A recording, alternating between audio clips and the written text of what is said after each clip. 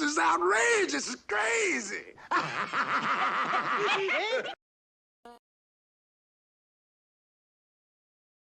Do you know these life forms? Life's not fair, is it?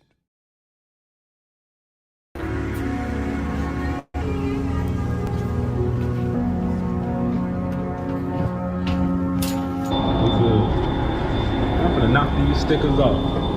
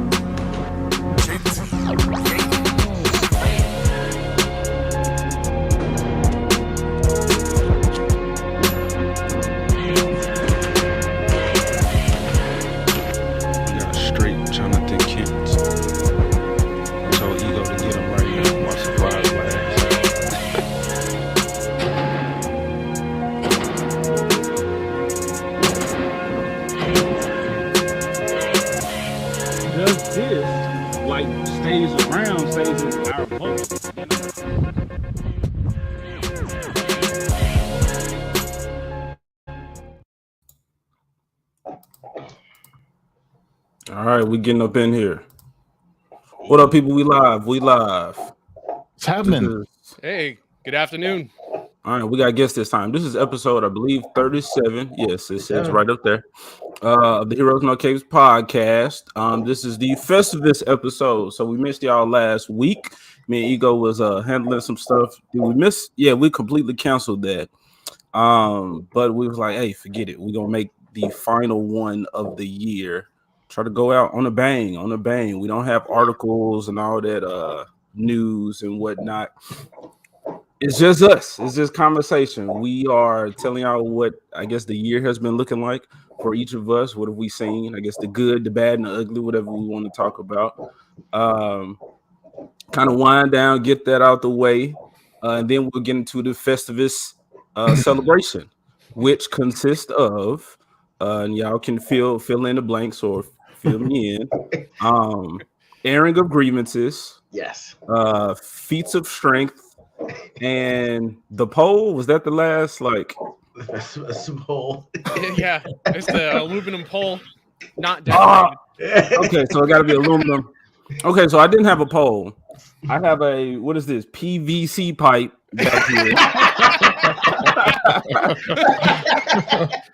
Yeah, the actual pole was heavy. It was full of dirt and just rust. So I said, all right, fuck it, I will take this. This is the equivalent of not having the real grown tree. You get the little plastic one that come with lights already attached. So this is that version of the pole. Then yeah, we just trying to have fun. So I am the Abomination, okay, known as AJ. Y'all know me. Ooh, yeah. I'm joined by my co-host, Left Eye Ego. How you doing, sir? Doing great, everyone. It's Left Eye Ego. Ready to do this Festivus. Let's go, guys. All right, and we're joined by Copa.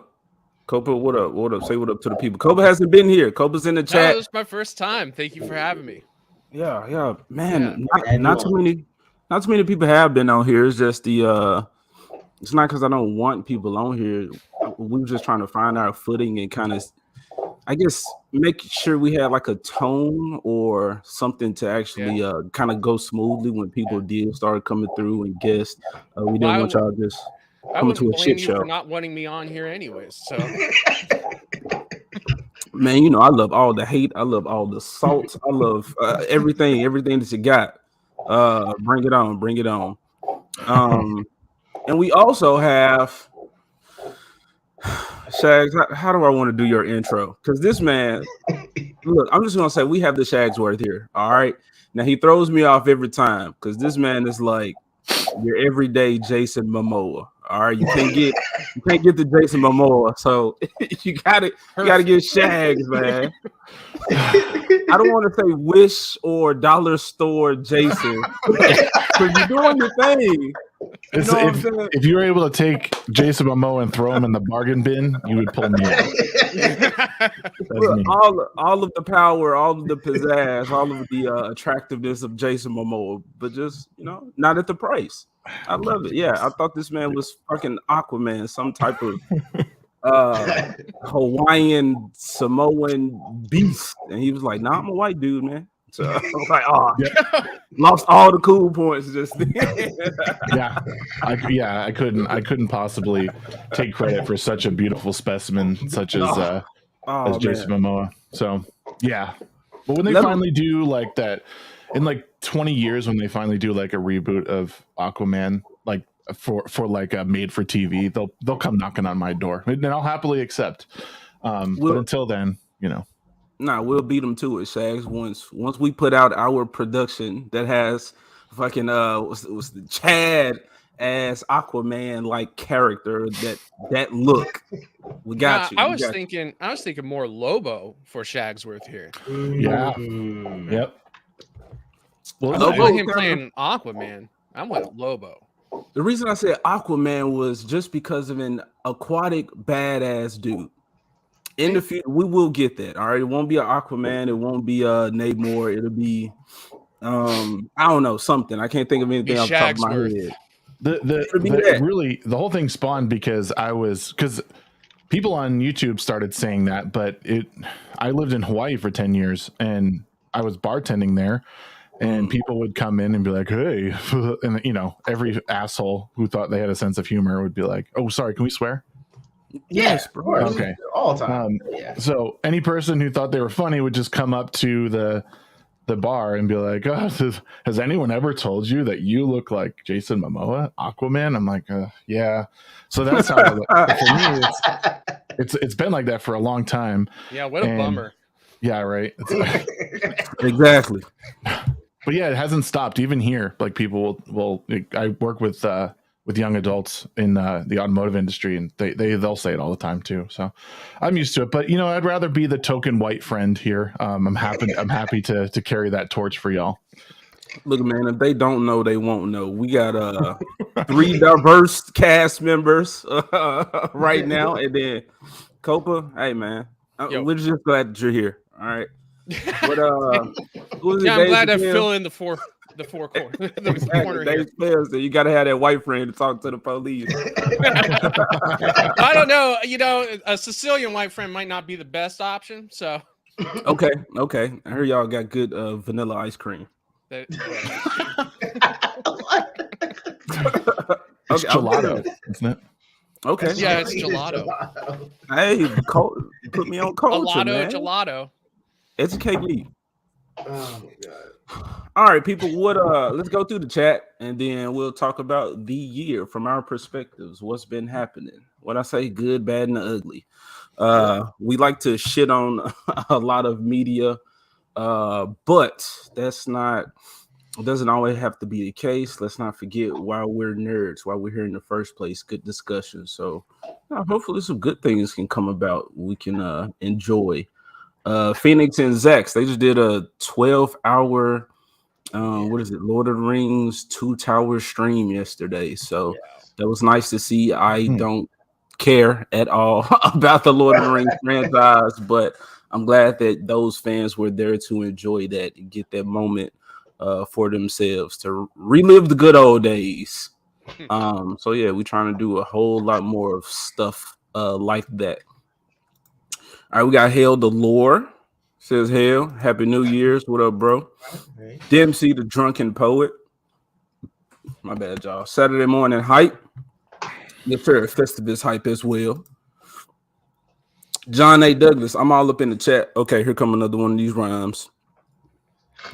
I'm all up in the chat and see, because I can rap a little bit, right? So then I have to dial it down and rap as if I'm a man that's trying his hardest, but don't really got the skill. But he know it. I'm not throwing shots at John. He having fun. I'm all up in the chat, taking off my hat, smooth as a cat. Grab my old lady and go, plat, plat. Okay, bro. All of these words ended in AT, and then you come with this AP, this double AP at the end. Well, you could have just said pat pat. You tapped on the butt, something, John. Come on, man. Don't make me look completely talentless out here. He got him. I don't know what he's doing with him, but he got him. All right. Sean, what up, Sean? Happy Festivus. This is it's my first time celebrating Festivus. I'm the newly converted. Festivus for the rest of us. I'm in the rest of us. That's a Festivus miracle. Hell, chat. Look at Copa. Hey, friends, Mrs. Copa. Oh yes, doing the dog business thing. We was yeah. We'll figure something out with that in the future. Hopefully you do. Yeah, it'd be a nice little partnership. You guys would get together. Yeah, we can make it happen, man. I just really started training the dogs and got to make some moves. But that is what this kind of episode is about. Yeah, she's an excellent nutritionist, and anytime you ever need anything, she'll be right there for you. That's good. I love people who work with animals, the environment, all that type of stuff. Because although I'm a new Festivus convertee, I am a God-fearing Christian man. And our job is to be good stewards of the earth, to take care of what we've been blessed with. So anybody who cares about the environment, cares about animals, nature, all of that, you got my ear. I'm interested. We need more of that. Yeah. Ego talking to people. Yep. Alert me when the grievances start. Oh my goodness. Y'all should have handled that before the stream. Get ready to party. All right, man. We got y'all got y'all drinks. I got a little drink. Yes, I do. Pope is down. Repeat, the Pope is down. Oh, yeah, I saw that. Yeah. And Barbara Walters. Yeah. Oh, yeah. And Barbara Walters? Damn. Yeah, Barbara Wawa was 93. Yeah, she's old. Wow. Yeah. She used to ride her dinosaur to work, so no mercy. That was the good old days. I like that. Seriously, the Pope is dead. Yeah. Hey, man. Wait, is this the Pope that quit though? Is Pope they forced him out. Oh, yeah, quit, do they? Yeah. Okay. Oh, that's what I thought. I was like, he quit on Jesus. Like, well, not to derail the conversation here, but the Catholic Church said, he might not live that much longer, and they kind of wedged him out of the position. And then here it is 10, 12, 13 years after the fact, he was still around. You know, so a lot of people were starting to question why did they edge him out? But, interesting. yeah, he was only in the spot for maybe 7 to 10 years. Yeah, if maybe. That, yeah. Ego says interesting. Conspiracies. What did you say, Shaq? Oh no, I was gonna say he was 95 too. He's old, so yeah. Guys, he used to carpool with Barbara Wawa. On their dinosaur pool. Yeah. Hey Vex, Happy New Year, Vex. I think I just highlight the last one. Y'all talking. It's kind of weird when you highlight a comment where people talking to each other, and it's like, ooh, what they saying? Oh, just pre-gaming already, drinking whole milk. Yep. Ooh, wild. Oh, where are we? Are we here now? You speaking in the past. I know you've been put that you said that a long time ago, but yeah. Late and Blood Origin. You know what? I might take offense to that if I watched Blood Origin, but I didn't. Haha, joke's on you. Bro, why would you torture yourself with that? I would not want to do it either.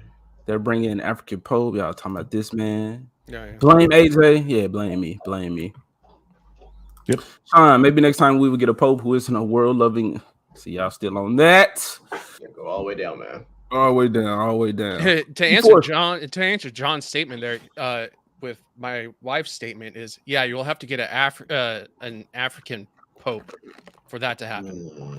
The African priests and cardinals and stuff like that, they're based. They're the most based people in the Catholic Church. So you want someone who's on the right side and actually sets the church straight again, it would probably be someone from Africa. Representation. Well, yeah. Yeah, you need to fill that diversity quota too. Vex chilling, getting the cardio in. I love it. I love it. Yeah. I think get that's it. probably one of my feats of strength. Started working out seriously this year. If that counts, let me know the Yeah. criteria for a feat of strength. Right, kind of open. Leave it kind of open. Yeah, because I like the one you gave me that you suggested me. We'll get into it. I was gonna count that as my feat of strength too. I think I was bitching the whole time though. Like I was in a movie theater, so I'm respectful enough to not do it out loud and talk during the movie. But in my mind, I was letting He's talking. I know. what's his name? Edward Norton? Not Edward Norton. What's the Paddington? Robert Pattinson, whatever. Forehead for Pat. Yeah, forehead. Yeah, I was mad. We'll talk about that one. Hell yeah, guess handsome fellas, girl. I don't know, maybe start blushing up here. Same Sasquatch. Let me know when you're trying to get up in here, man. All right. Zax, you too. Sup, guys? Thanks for hanging out last night. My grievance is AJ's lack of love for the Two Towers. Come on, bro. Come on the show. Come on the stream and tell me about it.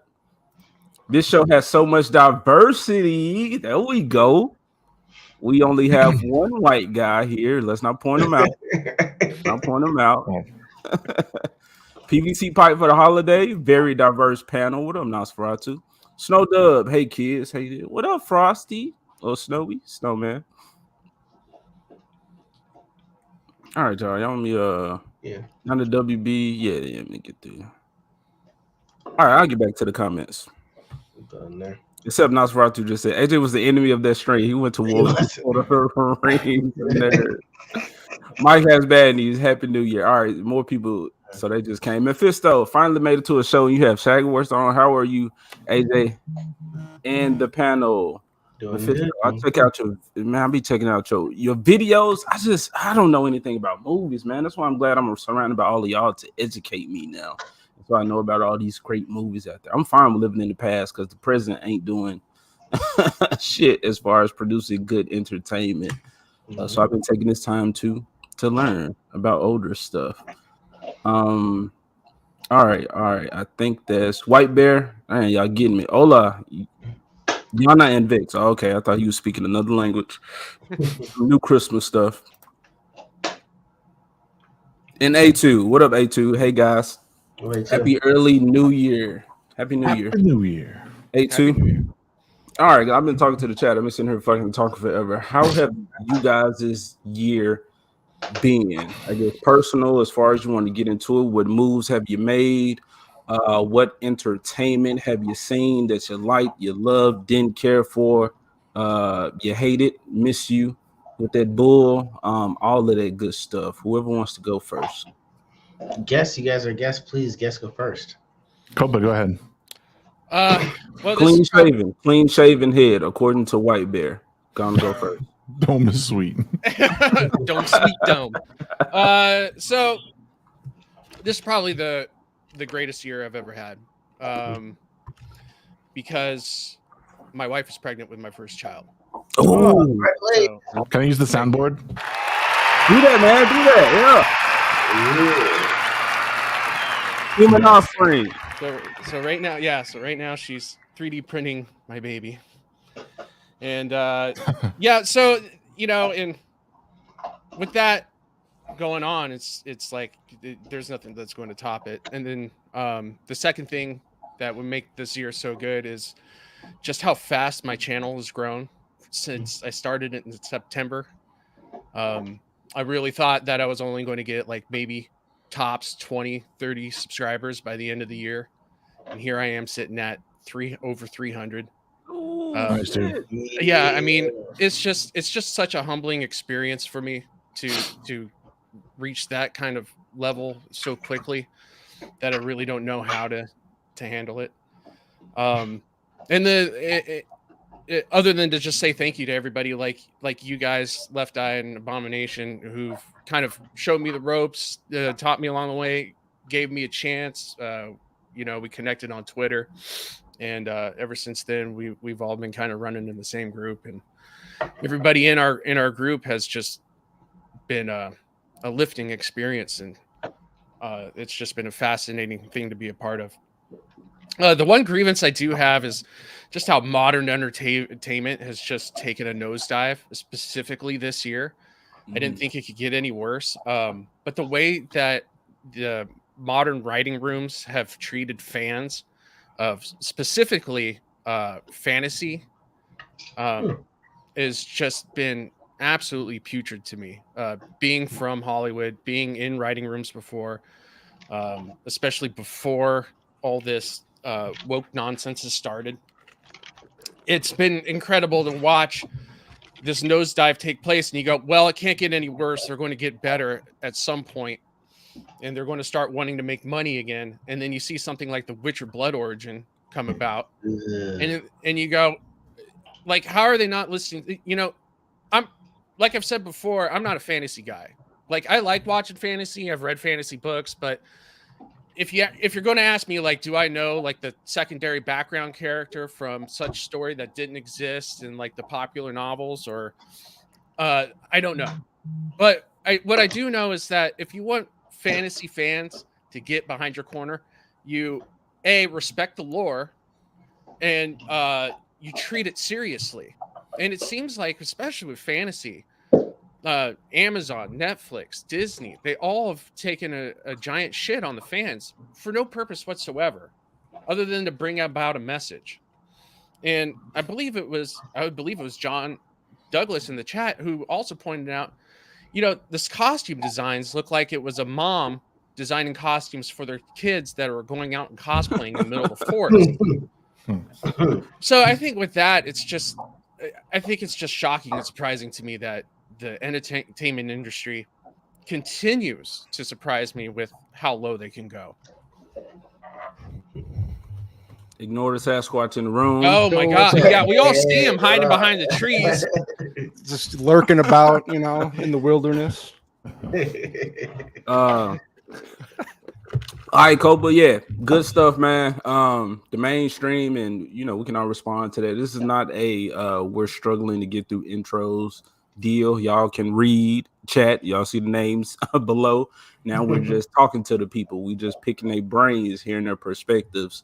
So Copa, yes, sir. Good stuff. I was just like we were saying, Lord of the Rings. Everybody was I was shitting on Lord of the Rings, and everybody else was shitting on me. So I feel you with the rightfully. Hey man, I'll take it. I'll get the dookie wipes and get it off my face later on. Don't let it mix in with the tears.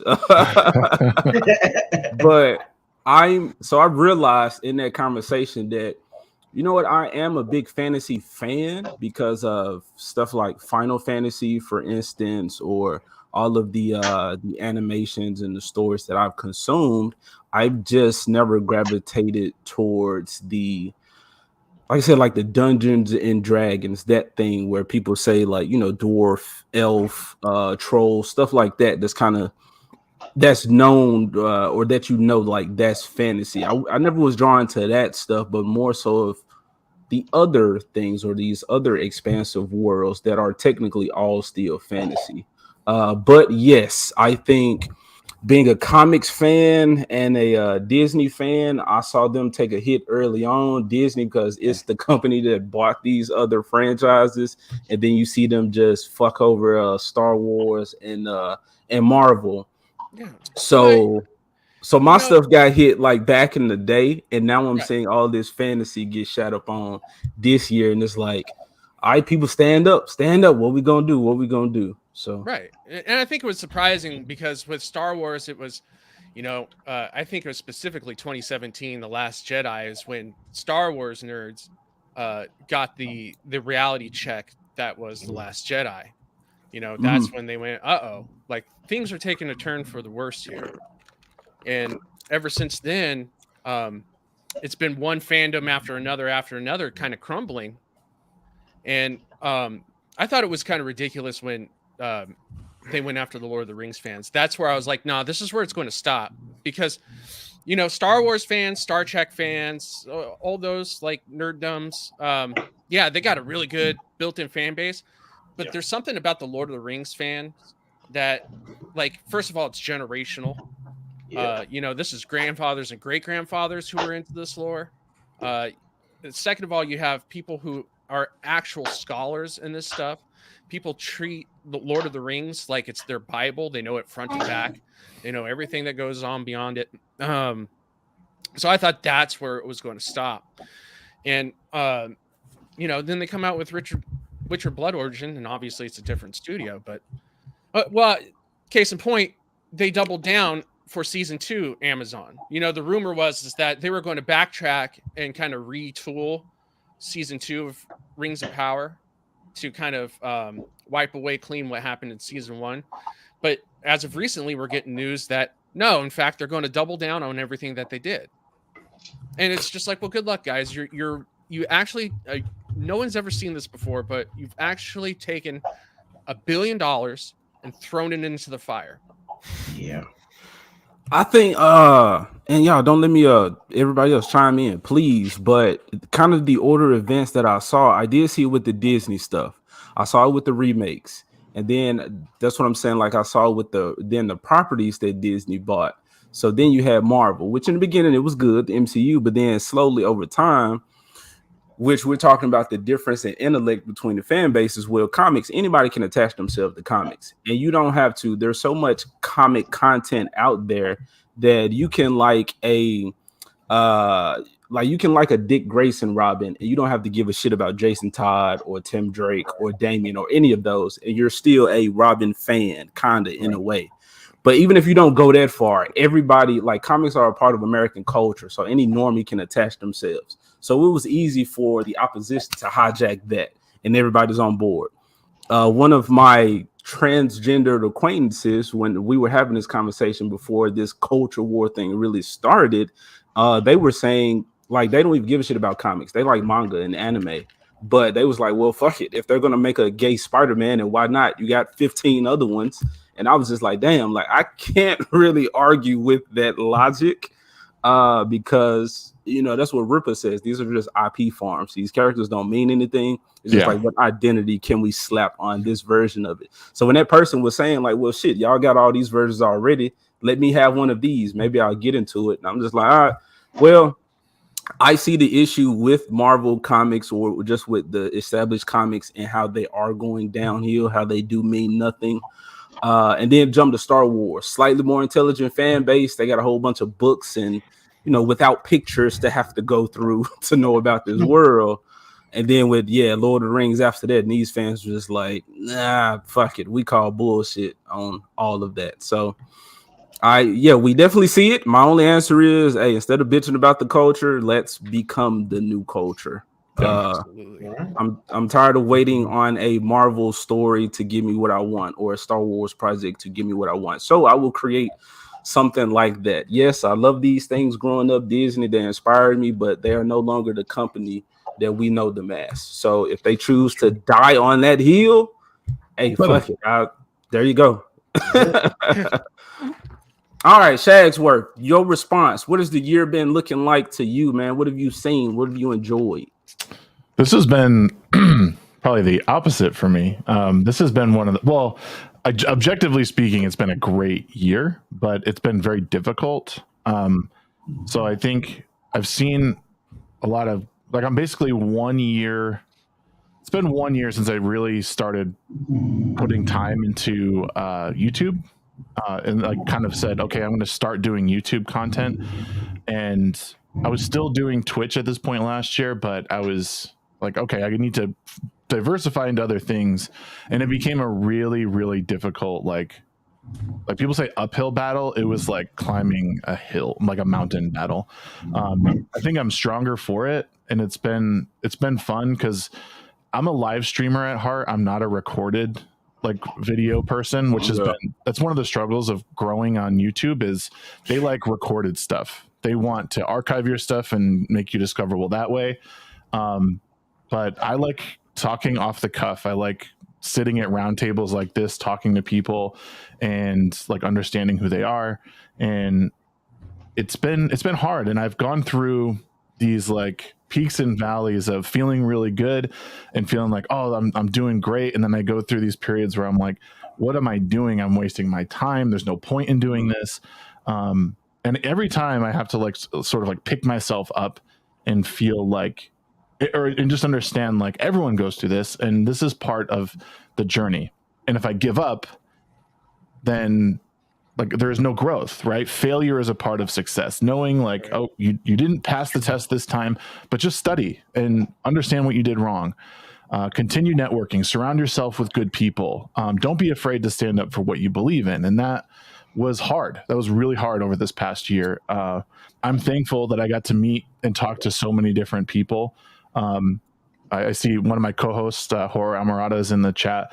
She's been really instrumental. That whole Midweek Hump crew has been really instrumental in pushing me ahead, keeping me on point.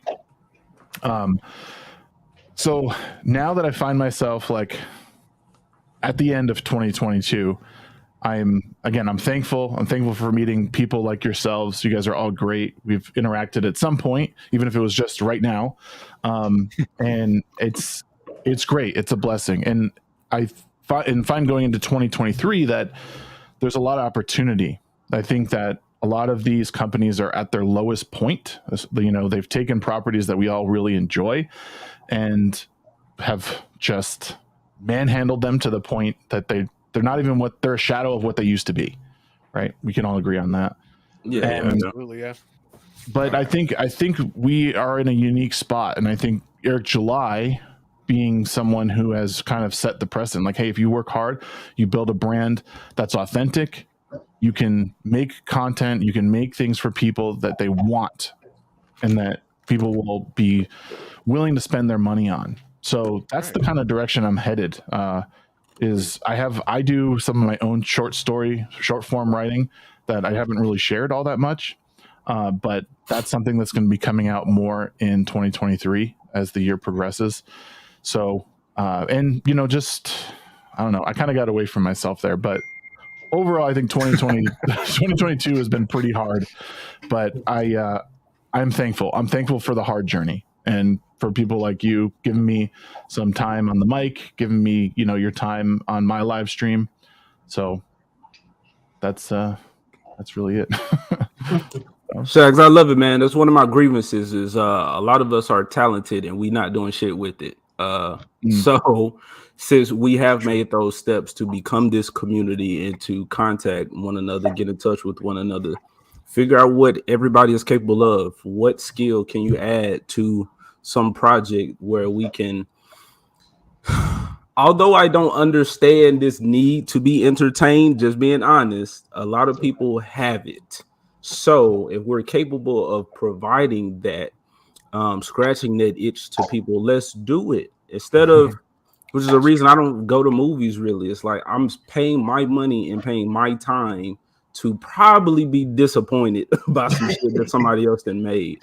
I want to be the person that dedicate my time and my money to a project that so many people can enjoy, regardless of, you know, who they are, what they look like, all that type of stuff. I want to feel that. And I know there are a lot of us out there who want to feel that as well and have like this, some idea that they got to get off their chest.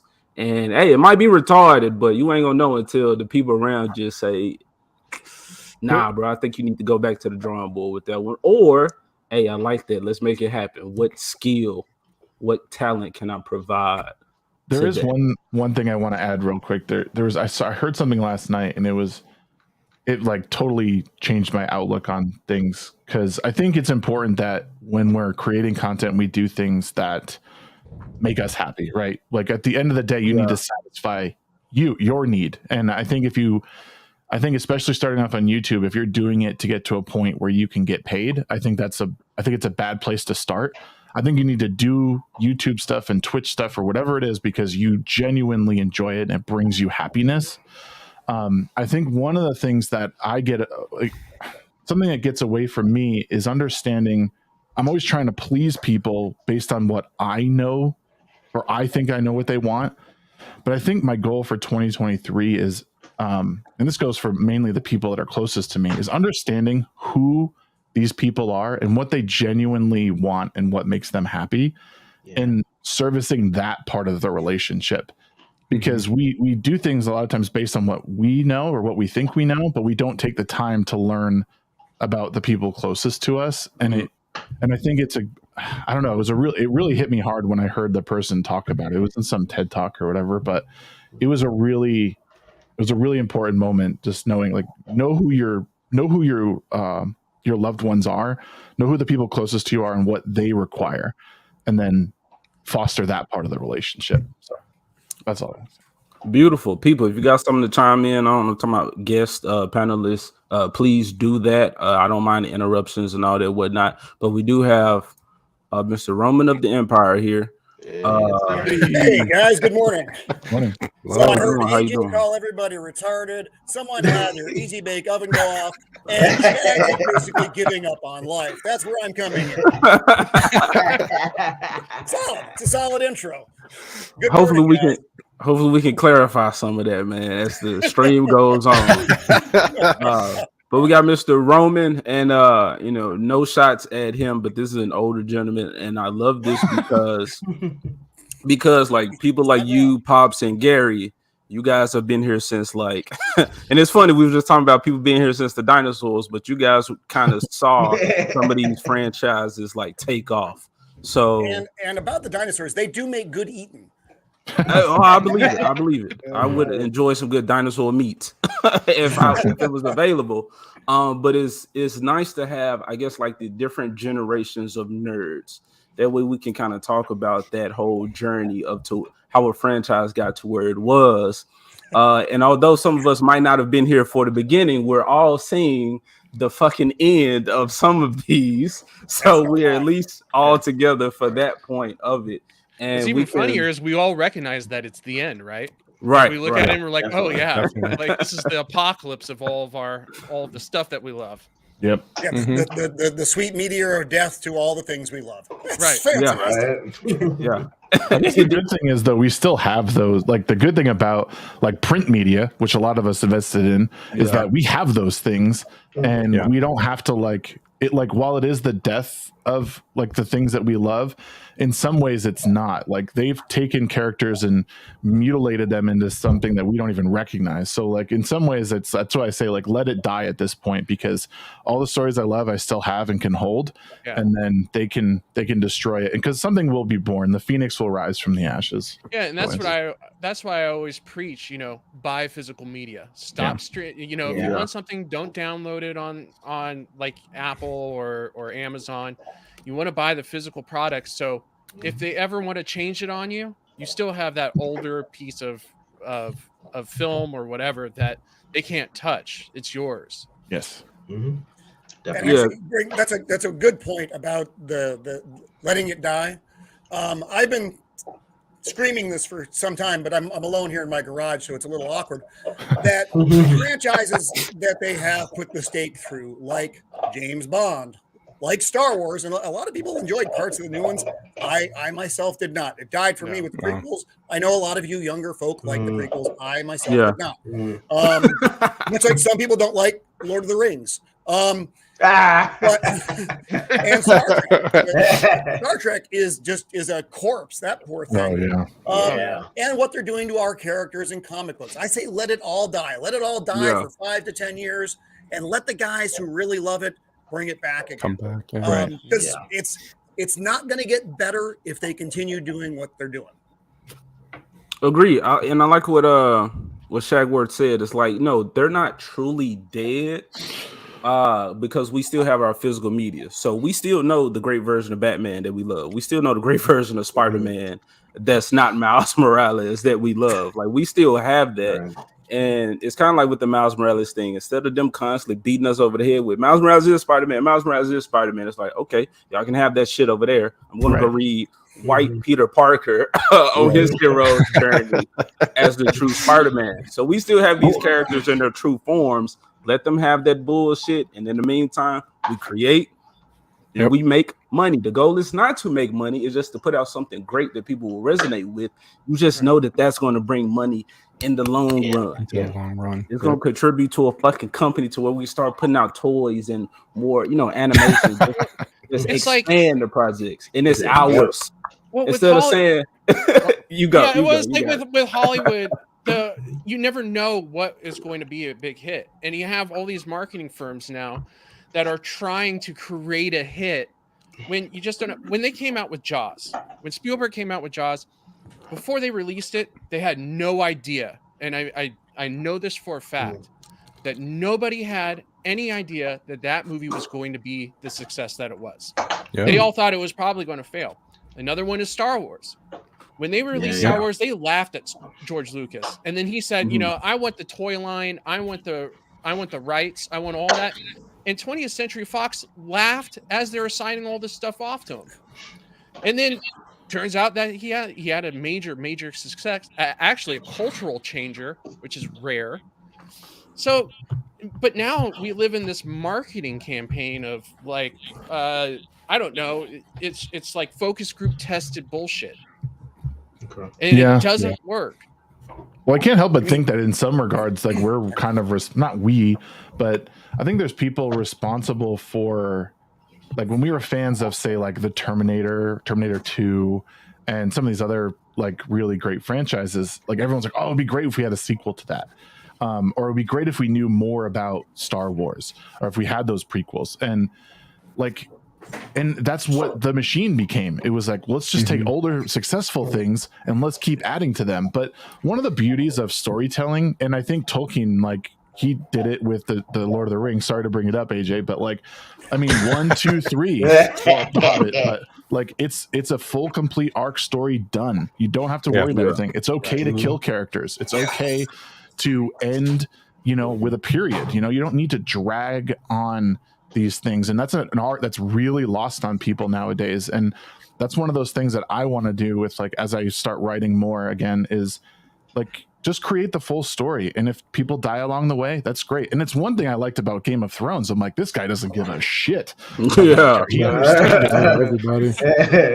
Character wore out its usefulness, move on. Like you know, it continues, and it's a really, really great thing. But now we've come to a point where, like, yeah, it's just you're just reusing the same old things, trying to squeeze every bit of juice out of the fruit. It's really bad. Yeah, I guess the thing for me, you know, going back to the past isn't always bad. No, there are a great many, and I say many, unused assets in the DC universe. In the DC universe, I think we can. I'm sorry, I wandered in real pants on time to time. But the DC universe, we all know, is a hot mess and has been basically since the DC, not the comic books, even though now the comic books, but largely the film franchises have been a train wreck since the get-go. You had the Michael Keaton movie, which I myself loved at the time, but now I think aged not so well. And again, that's me, but I can't watch it now. I find it just it doesn't matter what I find. But they never had a good cohesive universe, and I know that's what James Gunn wants to try to do now. We'll see whatever becomes of that, but all they need to do is go back to the books. You have this massive library and archive of all these wonderful stories that no one has touched and would be great to bring forward, as long as you stick to the source material. You can't modernize it. You have to make it as was. The work is already done. All of this should have been easy layups, and we're here like, hey, you adapt that story, I'll give you my money. Dude, you're not going to adapt it? Okay, all right. You have an entire story. You already have an entire story built for you. And on top of that, they've already done the storyboards for you. Yes! It is not that hard. Like, all you got to do is get a director in there. Like, back in the days, Zack Snyder, who directed 300 and Watchmen, all he did was use those comics as storyboards, and he just connected it with movement. That's it. Yep. And Roman's actually what? My bad. Before you get on too much fire, because Cannoli Sasquatch might make you pay for it on the stream that y'all do in the future. But this man has been waiting fucking patiently. No, you're good, man. You're good. In the forest, looking through the trees. He just eyeing out things. He just hunting. He just waiting. Still. Cannoli Sasquatch. How you doing, sir? What you got to say? What you got to add in on the conversation, man? How you feeling? I'm doing good, man. I love listening to these guys talk, bringing knowledge, because stuff. If I getting an education on a lot of this stuff is great, especially from Copa and people in the industry. You learn a lot about inside stuff that you never really would have thought about. So it's a good reminder too to talk to people like you guys to kind of just put things more into perspective. But Everything else has been great, man. It's been a crazy year. I'm kind of in the same ballpark as Shagsworth, man. I've had like a great, good and bad kind of combo year. Like there's a lot of stuff personally that was bad, but a lot of stuff creatively that's been great. So they kind of mesh together. But like he said, through suffering, you learn a lot about yourself and about people around you that support you. So I got a great group, and it taught me to not only become a better content creator, but also to just kind of learn to push through things. You just can't give up. I got a teenage daughter in the house. I'm trying to educate her on you can't sit back and just take it. You have to plow through and improve. That's the whole point of life, right? So on the content side, things have been great. My channel, has been amazing. I have these awesome group of people on my Monday show, on my Friday show. They literally make my job easy as a host. But I'm like Shax too, man. I love doing live streams. It's my comfort zone. Yeah. I hate doing pre-recorded videos. If you can go back and look at some of the ones I've made, it's just robotic. I'm like a deer in the headlights on the camera. That's all I know. We talked about this, AJ. I've talked to you about this too in the past. I hate it. And you get me on a live stream though, it's the most natural thing in the world. I love talking to people, and I love hearing what people have to say. So as far as everything else, I'm happy with where things are going. I love my group of people to death, and in the future we got some plans. I got some things in the works with me and the Mrs. Sasquatch and the back end to improve things. I think on Ego show Wednesday, I basically told him I want to, even if it's impossible, create like a media empire where it's just everything's under Cannoli Sasquatch Productions, and it's just create your own stuff like you guys were saying. And writing is not my strong suit, at least I don't think so, but it's something I do want to look into for the new year. Just like Cope always told me, man, just put something on paper. It doesn't matter if you think it's bad or not. Just get it down and then improve, and then just kind of connecting with more people on YouTube, more collaborations, and it's been great. And as far as the content stuff, man, it's really like you guys are saying, it's just so sad what's happened. But you guys are right. Just let it die. And I got my Isom in the background here, and I got my buddy Copa's book, Why Not Wichita, which is fantastic.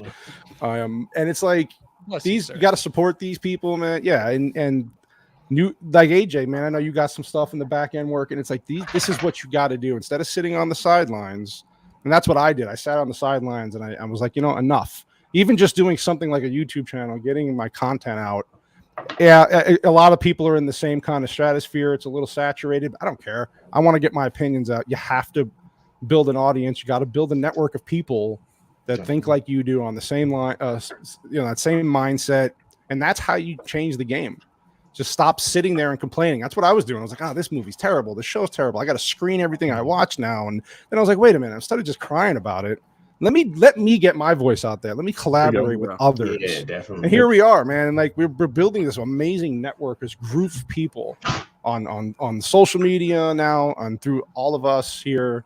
It's been fantastic. And I respect everybody on the panel. I respect all you, because you guys, you got hit. Yeah, John Douglas's stuff coming out. Like I love the group of people I've met, because it's opened me up to a whole world of fantasy and anime and all stuff I never really paid attention to. So it's been great, and watching all of you guys do what you do inspires me to do even more and do better, and that's the whole point, right? So that's basically where we're at, man. I'm just happy to be here and talk to the great AJ, man. Us supernatural beings got to stick together, man. Yes, sir. Yes, sir. Don't leave their fur linking around the forest, man, for them to pick up and check out DNA, man. Gotta be on them. But all right, y'all, we got another guest, Flashy Phoenix, trying to come through. I don't think I paid for the service to allow up to 10 people in, so I will add them to the stream, see what happens. And if not, I will just pay for the other thing. I hope nothing goes wrong. But I like the energy, man. Everybody's been respectful. Everybody's been getting their point out. We've been saying some powerful stuff. Let's not all that lovey-dovey fool you. Okay, we got to air out some grievances. Flaccid said he had grievances to air out. Let me see what happens, Flaccid. Everybody else, y'all got it. I will try to handle some technical stuff. What's up, Shax? If it doesn't work, I can drop out because I do have some stuff that I have to handle. I've got some IRL shit to do, so we can swap if it doesn't put them in. Okay. Do you want to go ahead and leave now. Go handle your business. Yeah, sure. Thank you for allowing me some time to be on here and talk. It's been fun, man. The time has been amazing, man. You when you speak, people listen, bro. I want some more of you. But I understand you got to handle your business. But I think we'll be here for around 2. Whatever, Shags. Just get in touch with me. You know all that good stuff, man. Good people. My bad. Handle your outro. But it's good. The best way to keep up with me is Twitter. Like I'm always on there, just dumping brain knowledge, whatever I got in there. My YouTube stuff is every Wednesday we do the midweek hump. Actually, this week we're talking to Eric July. So he'll be on.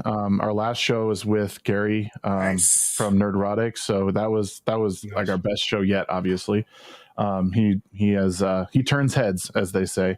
But yeah, we're growing over on my channel. We're trying to push for 1,000 subs right now.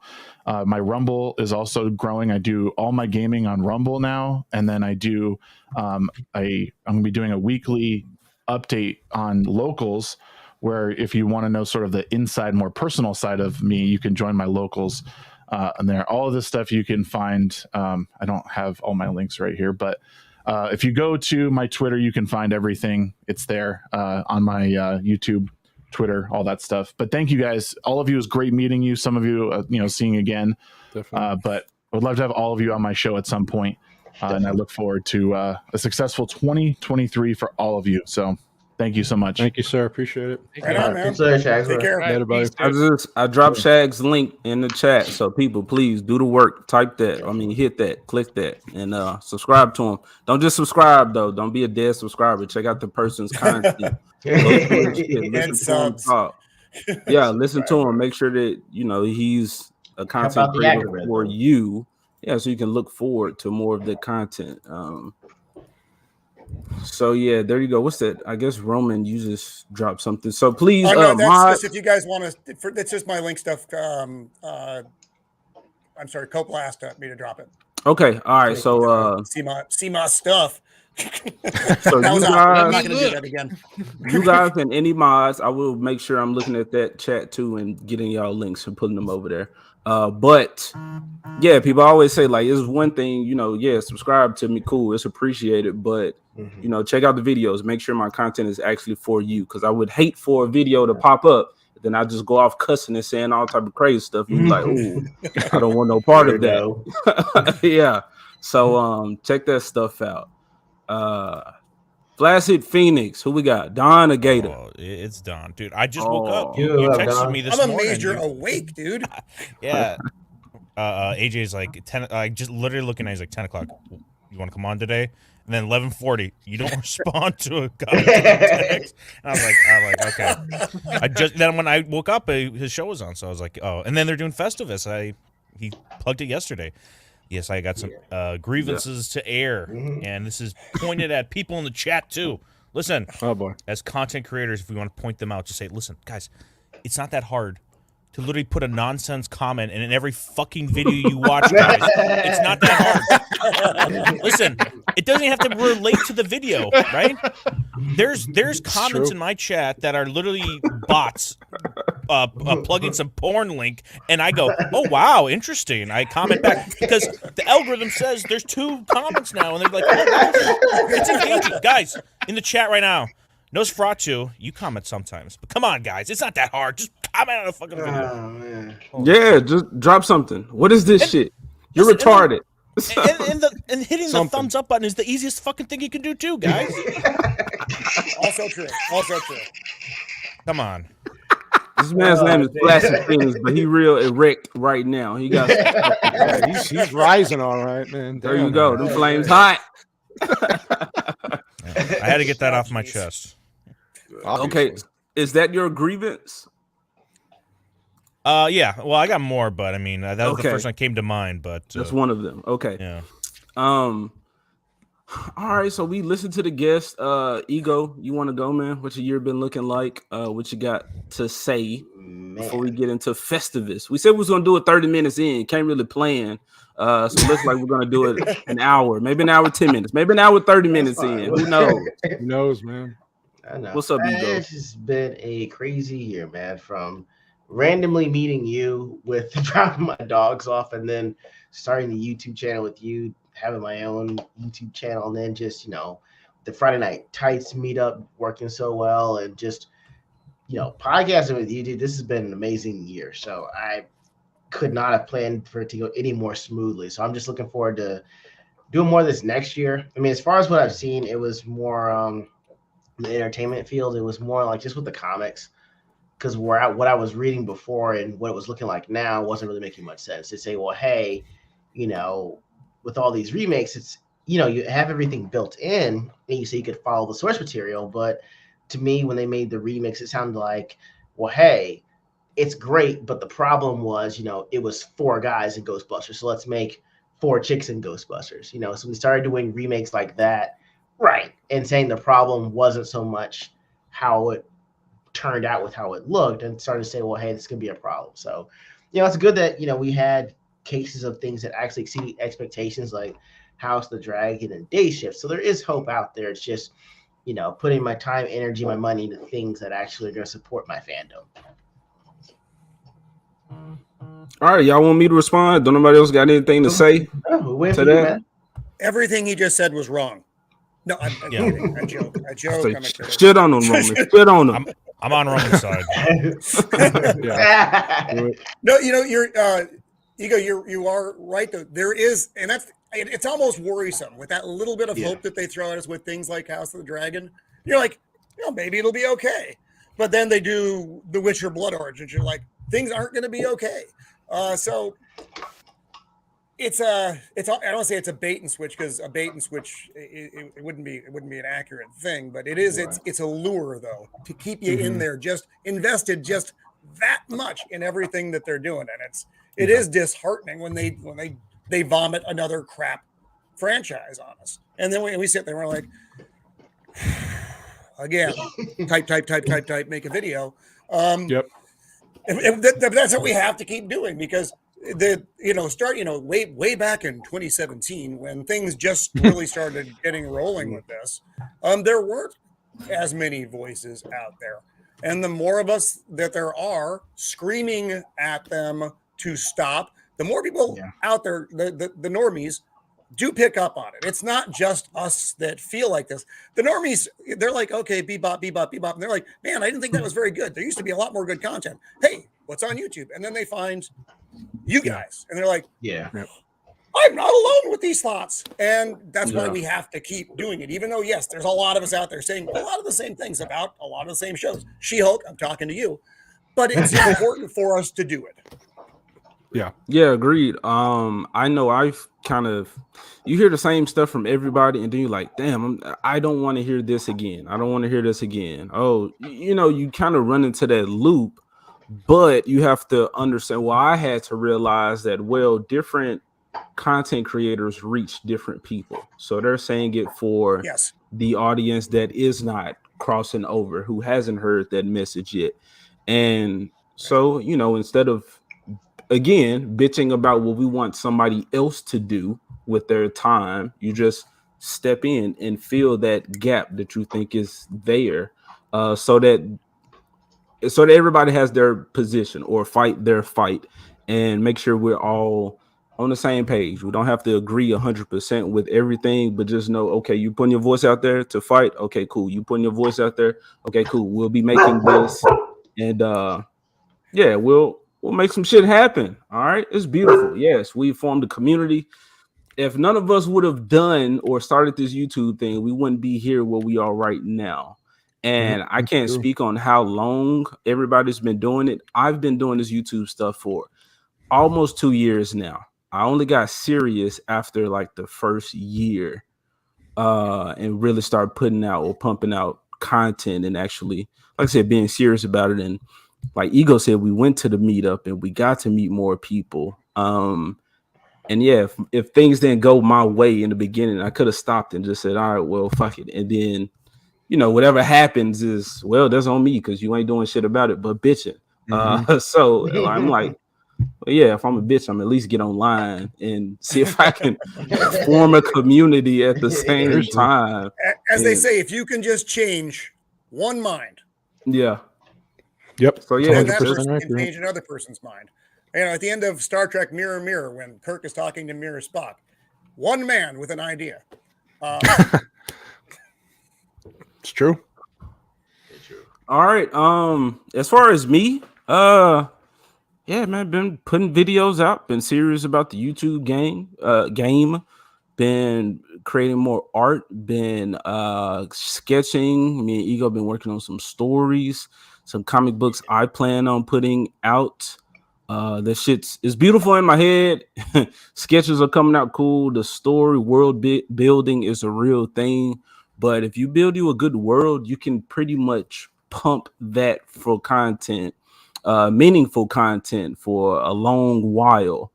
So I've been doing a lot of that. Again, I've always had aspirations of creating, but seeing how important it is now and how you this tool, this how powerful media is, not only for just storytelling, but to influence the mind, social engineering.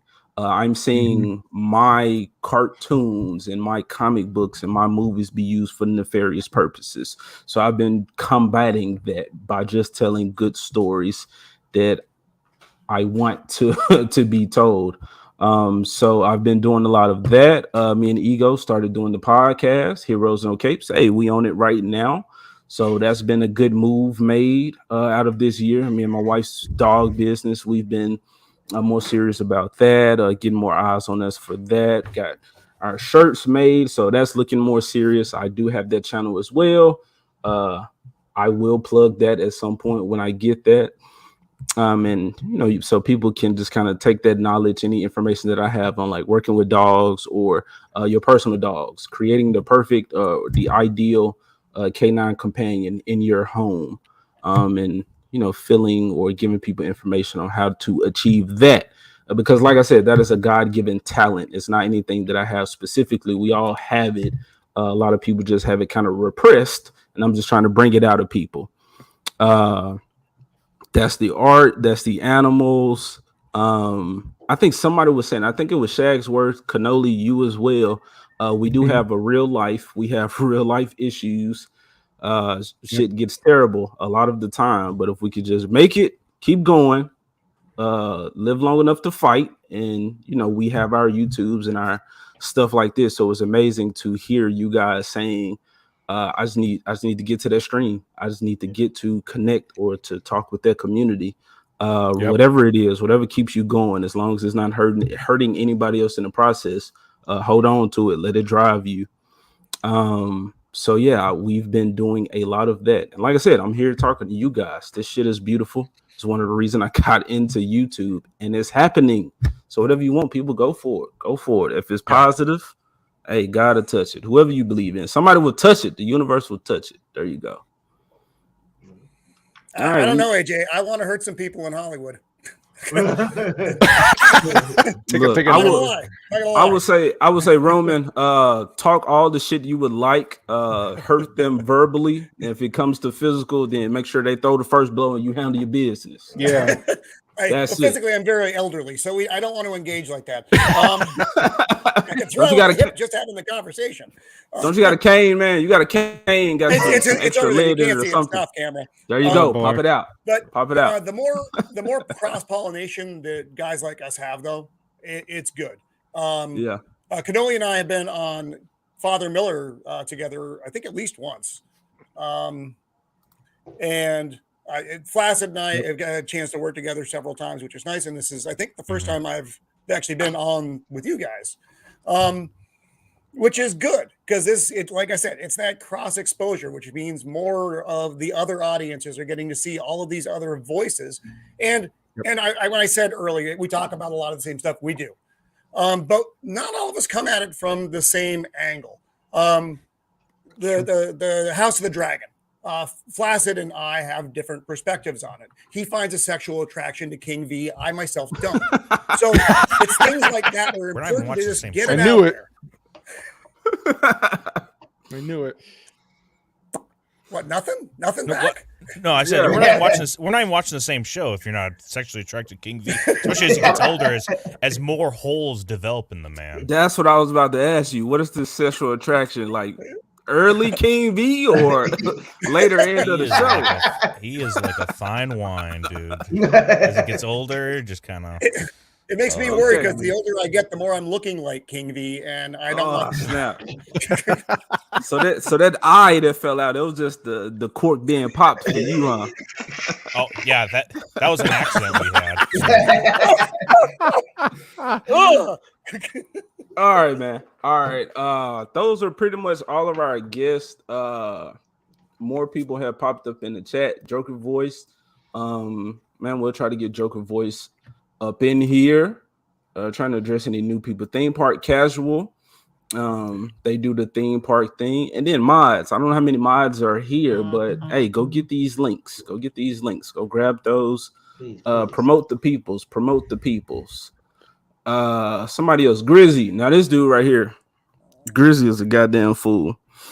So once you get into this YouTube stuff, you kind of figure out or try to figure out, okay, what's allowed, what's not, how do I move, stuff like that. I try not to name drop people and shit on people and do all that type of stuff because I'm not trying to get into YouTube to beef, okay? But my man's Grizzy right here. He showcases all of the shields, all of the retards, all of the dudes who have no nuts at all. And he just put their videos out there, the cringe takes, the fake emotions. I hate it, but I love to see it being showcased and put on display. So Grizzy makes great fucking content to laugh at the other side. Not necessarily the other side. I'm just going to say disingenuous people. That's all I'm going to say, who continue to push and stroke the ego of Hollywood for their own personal selfish gains, as opposed to respecting these franchises and seeing them done well. So Grizzy, hey, we need people like Grizzy. Keep doing it. Keep doing it, bro. Yeah, I'm interested in watching one of these videos from Grizzy because there are some people on the internet that are legit good at film analysis, and they can actually break down something, and they'll appreciate something on there that I'm like, yeah, that really didn't hit for me, or like the messaging isn't that great. Like I don't like that message, but it's think of like the critical drinker, but just kind of like the left side, or some person that's more ideologically captured. Those people, at least I can appreciate because they come from somewhat an objective look at what film is. Yeah. But there are some people, look up Turf Nation. Dude, this guy, motherfucker, is so cringe. He's just, shit, I'm looking him up. Turf Nation, actual fandom, yeah, they're so bad. And it's funny, they'll attack like geeks and gamers all the time, which is funny because they're just trying to, they're like, geeks and gamers, and all these people are rage baiters. Meanwhile, they're just rage baiting against geeks and gamers, you know. Exactly. So come on, guys, get better. Okay, I got the channel pulled up. I'll check out some of that stuff. Yes, I found some geeks and gamers haters, man. Or I have no grievances with the people I came in contact with. I will say just Mad Max, okay, because I know Max. He listens sometime. I've been on the stream with him. I kind of gave him shit for the constant hate towards geeks and gamers, but I can say that he's been respectful every time I've been on this channel. We kept the conversation on nerd stuff. I had some issues with a couple of his homies being there, but as far as the dude who I actually presented issues with and how he handled things, he was like, well, you know, I put Jeremy from Geeks and Gamers in the thumbnail just like I put fucking Grace Randolph, so anybody can get it. And I was like, you know what, bro? I respect it. I respect it, bro. But yeah, that was and again, I'm not taking shots at him. I know people have issues, but you've been nothing but love and respect my way, so you will get that reciprocated. So because Phoenix was just talking about dudes who hate geeks and gamers, so that popped up. But hey, blessings for everybody. Blessings for everybody. Again, as long as you are not hurting anyone in the process, get your bread, son. It's all good. Andrew Tate can traffic as many. I'm just playing.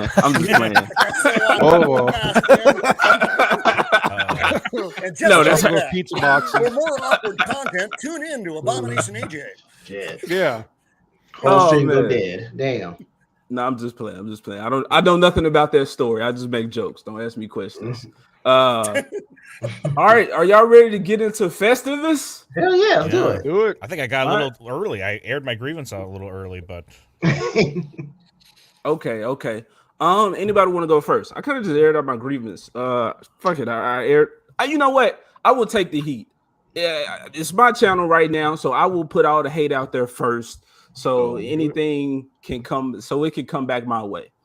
I've already said on our stream though, those dudes were real rejects, and we talking about Shield Media right now. But and again, I don't have no issues with those guys personally, like nothing in real life. It's just the content that's being put out and saying the disingenuous like takes or opinions on a lot of things.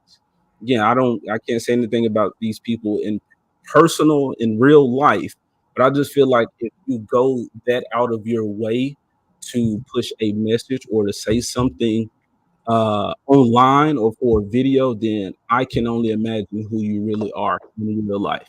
But that was a personal grievance of mine because, and again, Grizzy, because I saw these dudes and I was like, I don't like them. And then when I saw them on Grizzy's videos where he just compiles all of the shit that they say, I'm like, oh my goodness, bro, this is just salt, just after salt after salt that I'm feeling for this opinion. Again, not these people, these opinions.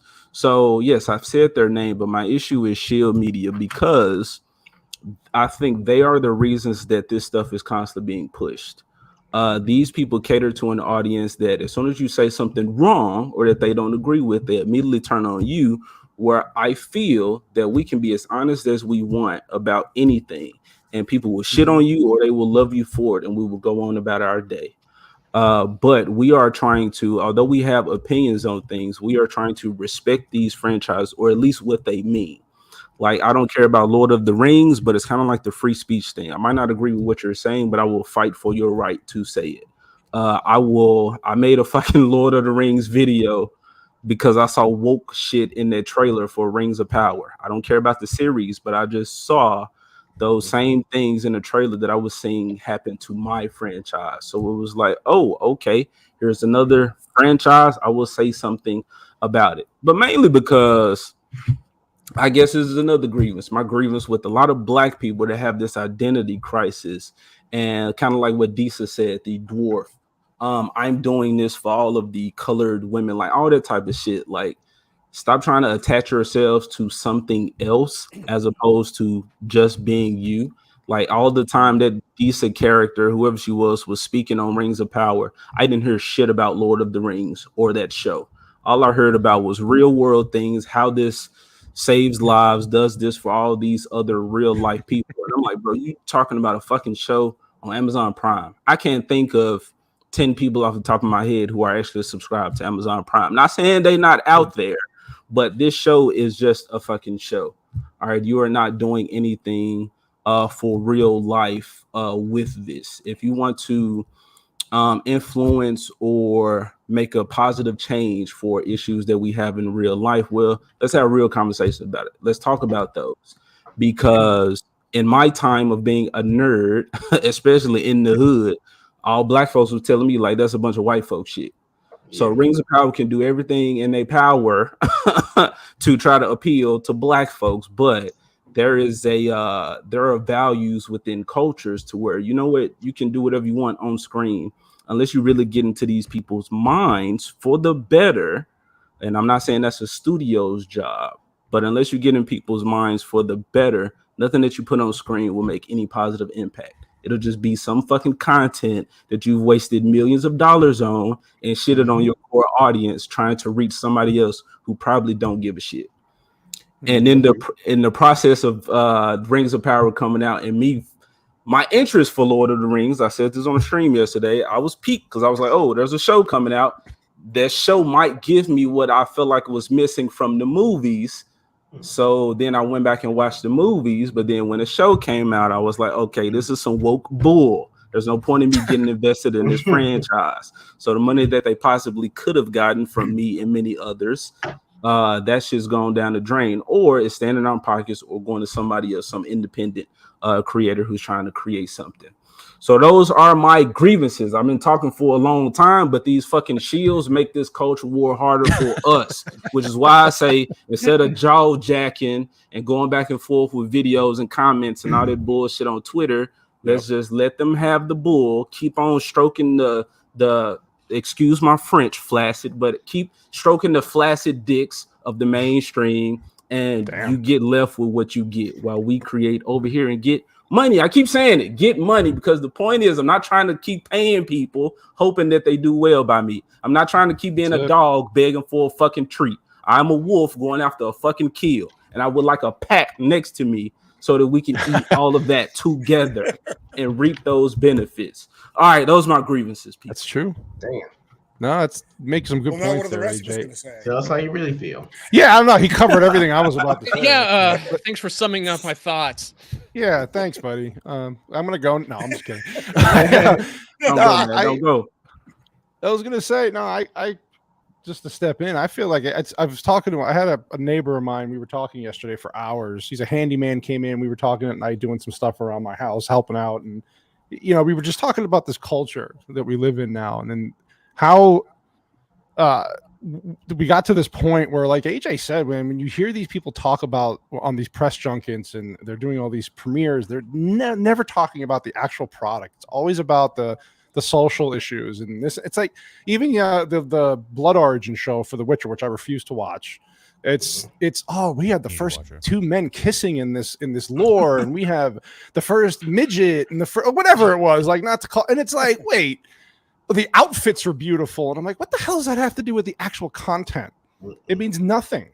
And so what my grievance is, the biggest part is that it's so frustrating now that everything that I think at first glance looks good, that eye candy, I gotta go, wait a minute though. In the back of my mind, I gotta go, wait, I have to screen this now. I have to hear other people talk about it first, review it, watch it, and tell me if it's worth my time, especially when I have a teenager in the house now, and there's all this indoctrination stuff, and it's like, and then you know what the funny thing is? She's aware of it. She'll come to me now and she'll go, hey, I noticed this, Dad. And it's not me indoctrinating her. It's just she hears me talking about it on my channel. She hears me talking about it with my friends, relatives.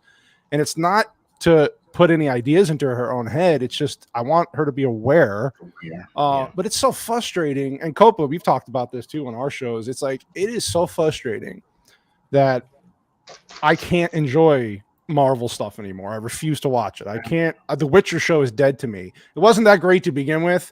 I basically quit on it halfway through season 2, with Cavill or not. But this, I heard there was a prequel coming out years ago, and I was like, oh, okay, that might be interesting. I see the trailer the first time, like, I'm done. I can just tell immediately by watching a 2-minute trailer where they were going with this before it just came out. Anything with Star Wars, like everything that we grew up with and loved, like you said, is pretty much dead to me at this point. Only a handful of movies now. I have, Top Gun Maverick was just a breath of fresh air, because I didn't even want the movie made initially, and it actually was the most needed thing Hollywood has done, because they showed you could take a story that's 30, 40 years old. Yeah, it's a kind of a pay by numbers story. It's not like a Shawshank type masterpiece, but it's just done with so much care and love, and that's where you got to love Tom Cruise and what he's been doing. His movies are the only movies I'll be like, oh, okay, I actually have to see this, because he puts so much love and care, and he loves the fans. He gives it back to the fans. But it's just frustrating at this point where Abomination's right, man. It's like they're talking all these talking points, these stupid political talking points. And it's like, what about the show? Tell me what and then it's like, what is the point of you saying all this to me? Because you're turning off a massive fan base. But to me, it's like, the corporations like Amazon, you got Bezos basically telling these people what they have to say. You can tell most of the time they don't actually believe what they're saying. They're just like, that the NPCs in the games, man, just standing there wide, deer in the headlight. Yeah, this is like Minnie Driver was one of the ones in Blood Origin. She's an actress, and she had no enthusiasm, none. She was like, it's great. The action is wonderful. And I'm like, wow, you're really selling your show. You sound so enthusiastic about this. Wow, how much money did you just get put in your pocket at that press junket from Netflix to talk like that? But it's like, if the actors and actresses are being paid off, they don't have any passion for what they're doing, and that reflects onto the product. And that's why people resonate with us. I think, yeah, we cross over. We do a lot of the same stuff, but we are passionate about what we talk about. We are authentic about what we talk about. We give our true opinions, and we might not always agree, of course, but that's the beauty of it. We can agree to disagree on things, have cordial, some discord, but it's cordial. I am just tired of everything that I think I would like to see and any content. And it's even going into video games now, which, Vex Electronica in our chat, she does reviews on video games. And it's frustrating when I have to ask her, hey, what about this game? What is the messaging? Where it used to just be, let me just play a game to kind of detach from reality for a little bit. Entertainment has become actual work to get through and to research, and I'm tired of it. So that's my biggest grievance. Is like I'm entertainment's meant there to kind of relax you and escapism, and we can't even have that anymore. That's why it's important, like you were saying, AJ, to do our own things and to kind of come together and put this out there, man. And Roman said it too, man. Just, if we can cross platform somehow and get others in our groups to listen to this and change one person to go, you know what, they're right. And I'm all for argument and discord and all of that, but as long as it's done respectively, I'm fine with that. But I'm just kind of tired of the whole entertainment system in all aspects. That's my grievance. That's next. Solid.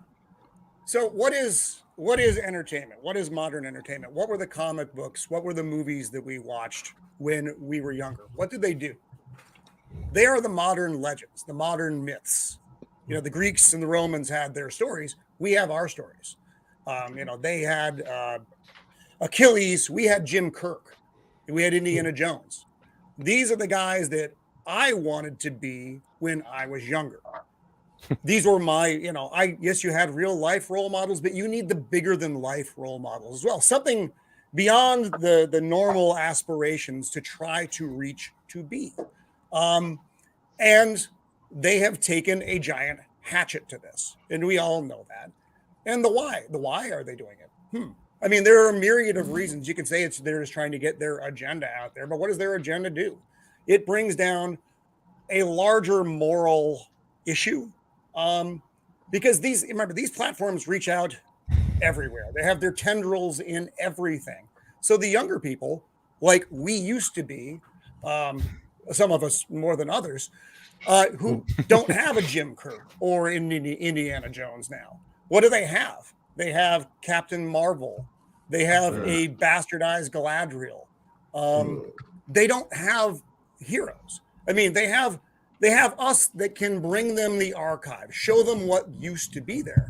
But that's my grievance, is they are destroying the modern myths and giving the youth nothing to aspire to other than to be just like them. Yeah, and because of that, Roman, I don't hate to say it. I think I'm just a fucking I just think my imagination is out there a lot of the time, but I've been saying like everybody is not fucking up in the same direction. So that makes me feel that there is something, as Salty Traveling Sea would say, there is something more sinister. Yes. Do we say conspiracy? Well, politics is what downstream from culture. Sure. So as we've seen our culture be changed, now we're seeing our politics and our rules as civilized humans be changed. And it seems like rationality and sane thought it's not what's promoted these days. So I do feel that all of our entertainment has been used for real evil reasons, and that is another reason why I say I'm not going to continue financially support the bastardization of these characters, of these stories that, like you were saying, Roman, uplift. Like, no, we don't have Achilles and Hercules nowadays. We have like Lightyear, for instance. That was a movie that just a straight male hero that just went to shit for the sake of some brown people around him. But when you look at the fucking promotion for the movie, looks like a white guy like moving illegal aliens across borders or some shit. Like, and you don't see these brown people's toys in the stores. But Disney cares so much about representation. But they said, "Oh, we're not about to make this brown girl toy. We're gonna put white Buzz Lightyear up there instead." So it's like, Disney, just be real with me, okay? If you don't give a fuck about minorities, don't tell me you give a fuck about minorities. Just give me a great story where I can care about the character, and you can put the minorities in there, and I'll be fine with it. Like the gay character in Lightyear, it's because they focused on it. If you would have had her as one of the Rangers and she was gay, all right, and she out there blowing shit up, and she kissed the girl because they won, they defeated the aliens. Fine, girl, get your little smooch from your woman. Dave Chappelle said, "I love lesbians." Yeah, I'm with it. It was a kids movie, but I was like, "Hey, I see what y'all doing with that." But it's like we have no issues with the stuff they're trying to push, especially with the superheroes. You don't have to beat us over the head with fucking strong women, because we have plenty of strong women to choose from that we would love to have on the team. I say this like even I don't even like Wolverine. Okay, I know he's one of the OG X-Men. People love him, all that. I don't need him, but I understand that he's needed for the team because he's a great character. The same way with not Captain Marvel, Miss Marvel, when she had the cheeks out and she had the sash with the black outfit. That Storm, that Jean Grey, that Psylocke, like those characters. Scarlet Witch. I think us real comic fans were bitching about Black Widow and Scarlet Witch being better than what they were in the MCU. So there was no need to push these agendas. We already had the diversity and strong female characters. We had some gay characters as well that could be highlighted. But when you don't showcase those characters and you just plop somebody in to check a box, then I know it's not real. Then I know where you stand company, and I cannot support that. I will not be a part of that. You and I want to push back on a little bit what you said with I think you said like you and Salty agree with this, that there's like some grand conspiracy right now. Yeah. Now I know there is some I'm not saying there is not. I'm just saying you can't always, when things go in one direction, think that, because look at all of us on this panel. None of us know each other in real life, but we're all heading in the same direction. Why is that? Because we all buy into some belief. And where do we get this belief from? Whatever parents or whatever institutions that instilled that in us. These people, the people in whatever college or whatever university today are instilling this on them, right? So they live in basically a different reality than us, and they just think they're going through whatever life. And like Sasquatch said earlier, that these people don't live like the same lives they promote a little bit. Yeah, they just think that they're doing this for the good reasons, and doesn't need to be a conspiracy for all of this to be heading in the same direction. That's all I'm saying. Is like, so if someone tries to get you on it, you don't even have to go into the conspiracy route for people. You'd be like, listen, all of this is turning into shit. All of these people are moving the same direction, and it's not working. So, like, we have to. It's not profitable for them. But all I'm saying is, it doesn't have to be a conspiracy. All it has to be is everybody comes from the same university and loves the same. I don't know what you want to say, like. I don't even want to like put names on it, because it's like, yeah, once you go down that route, people just be like, oh, you just listen to everything Tucker Carlson says. Yeah. I'm like, shut the fuck up, dude. Look, I'm just, what I really want to do is just focus mainly on the content they're putting out, because if someone can legit defend Book of Boba Fett and think it's good, stop talking to them. They're brain dead. See, Flaccid, I agree and disagree with you. Is everything a conspiracy? No. But there are so many things right now, that 5 years ago were a conspiracy. It is. But I do think the larger context, yes, it's in the universities, but it's everywhere. And this has been the slow creep. This didn't start 10 years ago. This started 50 years ago. And now it's in the mainstream, and things that were thought to be abhorrent are now praised and normalized. So, yes, I got my tinfoil hat on, but I'm not the only one, because they aren't even hiding it anymore. They used to feel the need to hide it, just hold back. You get a little bit here, a little bit there. But now that they've had the universities for so long, they worked their way up through low government into big government, and they own the entertainment industry now. That's it. We're the rebels now. We are the other side. So the conspiracy theorists, we're all that's left. Right.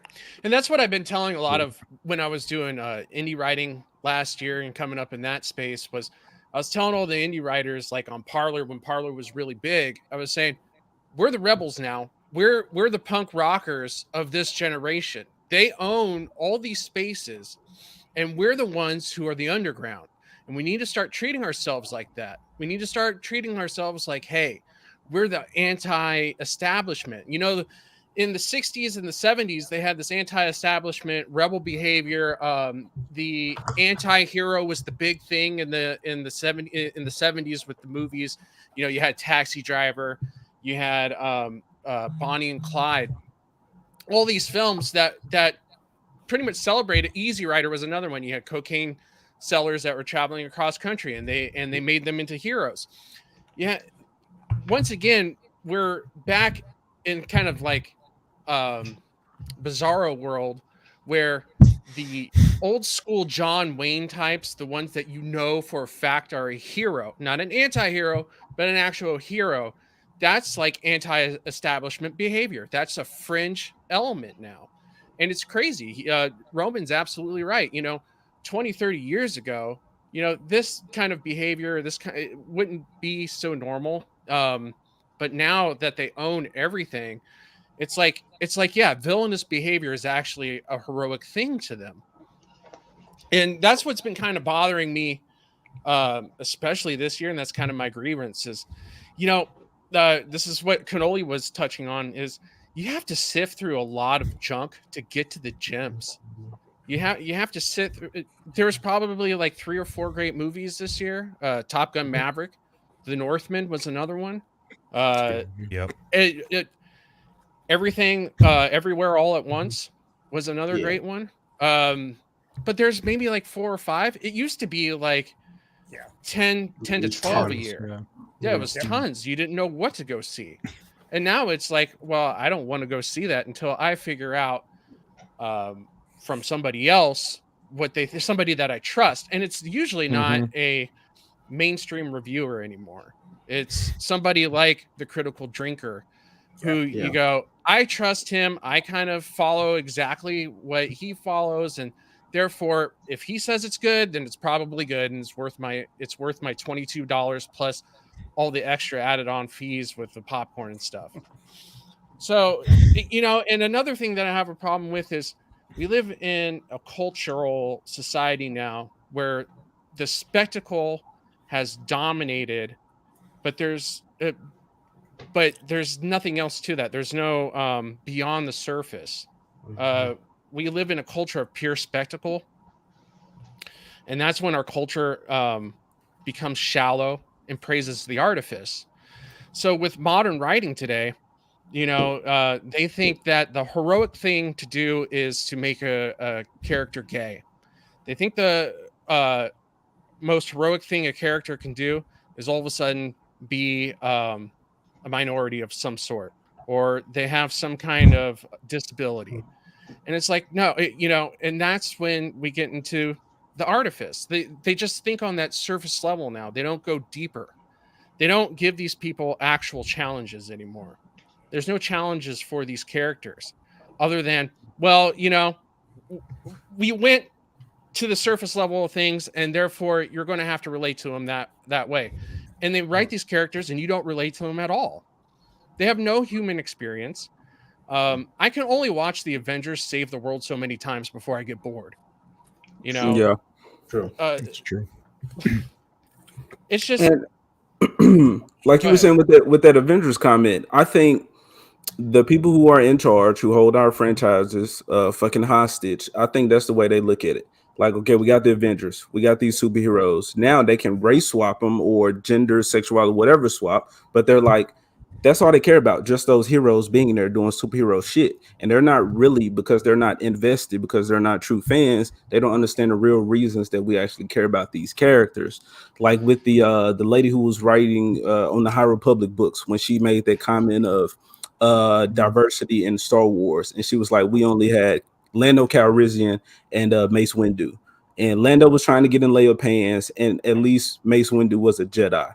And I'm just like, well, damn, that's a real normie take, because you think Star Wars, you have to be a Jedi to be great.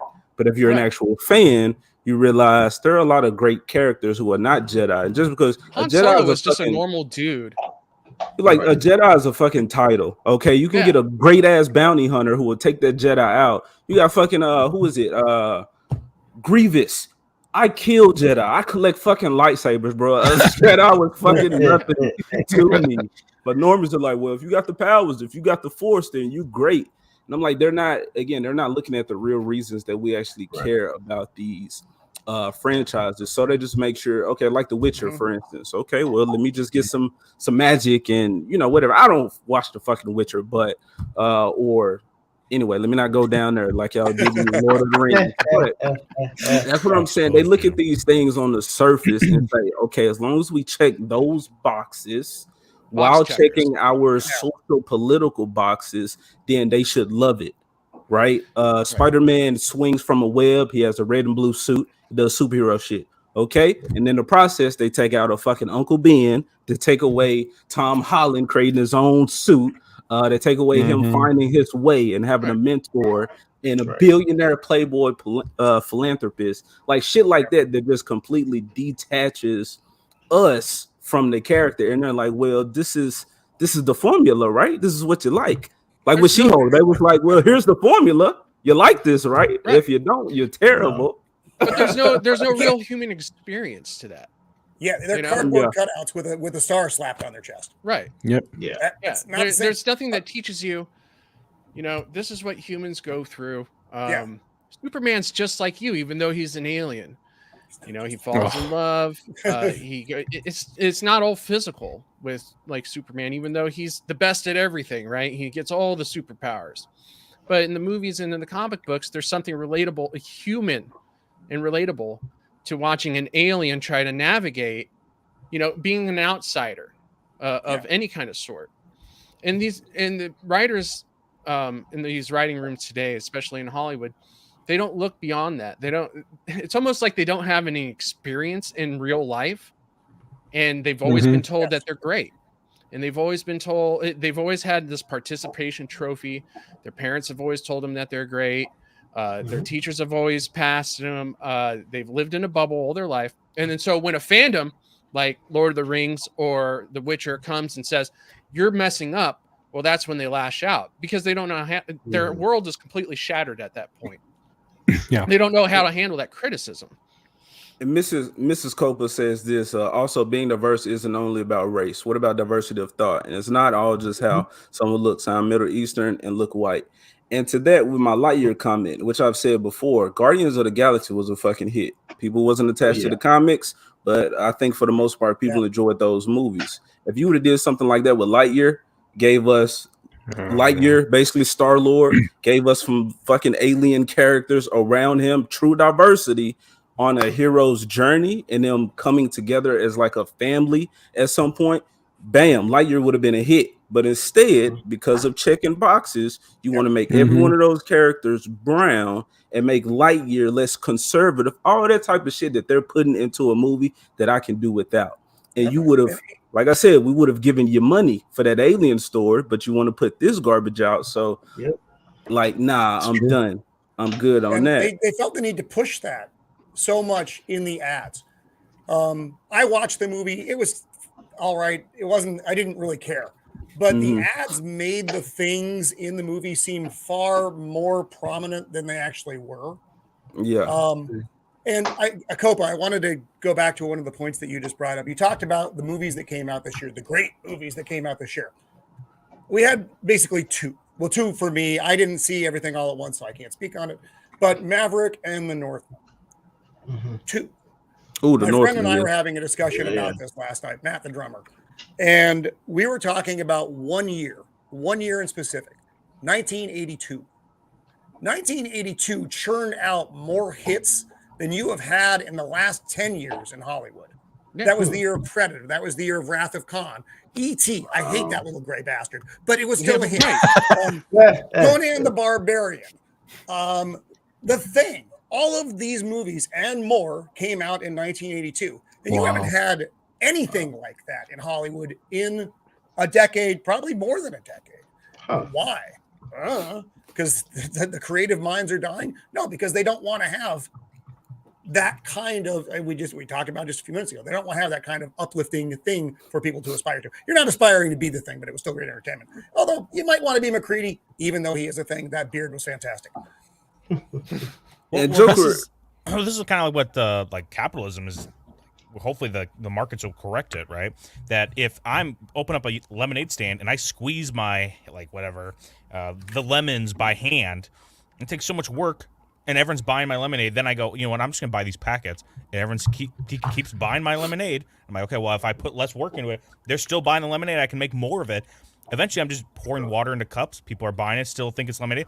I'm taking shits into the cups, and people are buying it and think it's lemonade. Listen, if I can take shits and people are buying it, I'm going to do that. That's what Hollywood's been doing. Now they're finally feeling it, like what Roman said. I would say the Batman might be on that list, too, if you want to say maybe it wasn't a great hit. But other than that, yeah, too long. Yeah, normie take. Shit was terrible.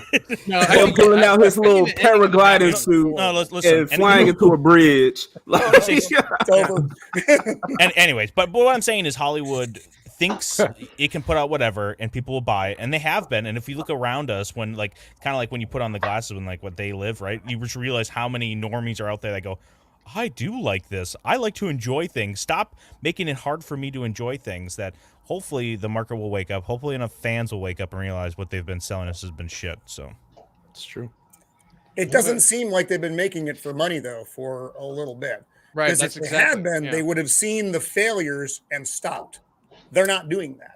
I wish they would. But they're ideologically captured. They'll make excuses for themselves, right? Like when I wake up every morning, I get an inch bigger on my waist. I'm not like, it's probably because of all the bad decision. I'm like, well, I wasn't sure where that was going, Flaccid. I'm like, it's probably water weight. I'm probably just like a little bloated. You know, I'll make excuses in my head to justify my ideologically captured brain. So they'll make excuses like it's COVID, right? Oh, it's the recession, right? They'll say all these other excuses other than the fact that, hey, what we're putting out there is actually like making half the country hate us. They won't see it because they're in the bubble. You have to remember, like you just said, they're in the bubble. So how do you break somebody from the bubble? You can't just say like you're in a bubble because they'll just triple down themselves into the bubble. You know, if someone says that to you, Roman, you're in a bubble, what would you say? You would immediately just dismiss them, right? We have to somehow reach them. Besides just saying you're an idiot libtard, which I agree with, right? You should just be able to point out the financial failures. But see, it's COVID. It's COVID. It's COVID. We're in recession. Oh! Right. No, I'm saying that's their justifiable reasons, which is not 100% wrong, but they keep throwing the reasons out there, but the reasons still are not. It doesn't matter what they keep trying to justify as why. The end result is still you are not making as much money, and one would think that they would try to correct that. Like I said, but they simply aren't. You get the anomaly like Maverick, like the Northman. They're the anomaly, though. The norm is still to churn out stuff that the fans don't want, and you're throwing it at an audience that big, bros. I'm talking to you, and then you get upset that no one saw your freaking movie. And and Roman, that's why I feel like there is. Like I said, conspiracy, maybe that's too strong of a word, but we've been shown that a lot of conspiracies have not been fucking false that we've thought recently. But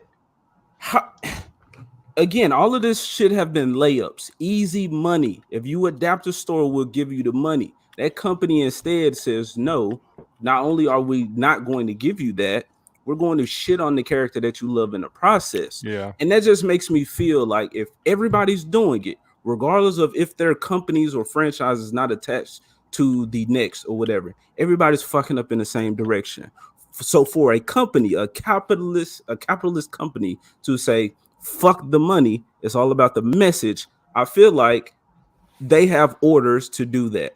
Or if they are in that bubble, sure, some of them are just fucking retarded, okay, and they're just gonna sip that Kool-Aid. But you got somebody in charge that's saying, like for instance, the people who've been coming out was like, oh, forgive us for like COVID and what we done for you. We were misinformed. Well, we see that in culture. What about the movies and the characters that we know? Well, this character is only a villain because they were misinformed. They didn't know. They were their life didn't they weren't as privileged as you. And then we see that in real life with what people call it summer of love or something. But I'm just gonna say when you create this emotion in people, you stir it up in them enough to go out and do harm to others, and then it's justified. Well, they just didn't have life as good as you.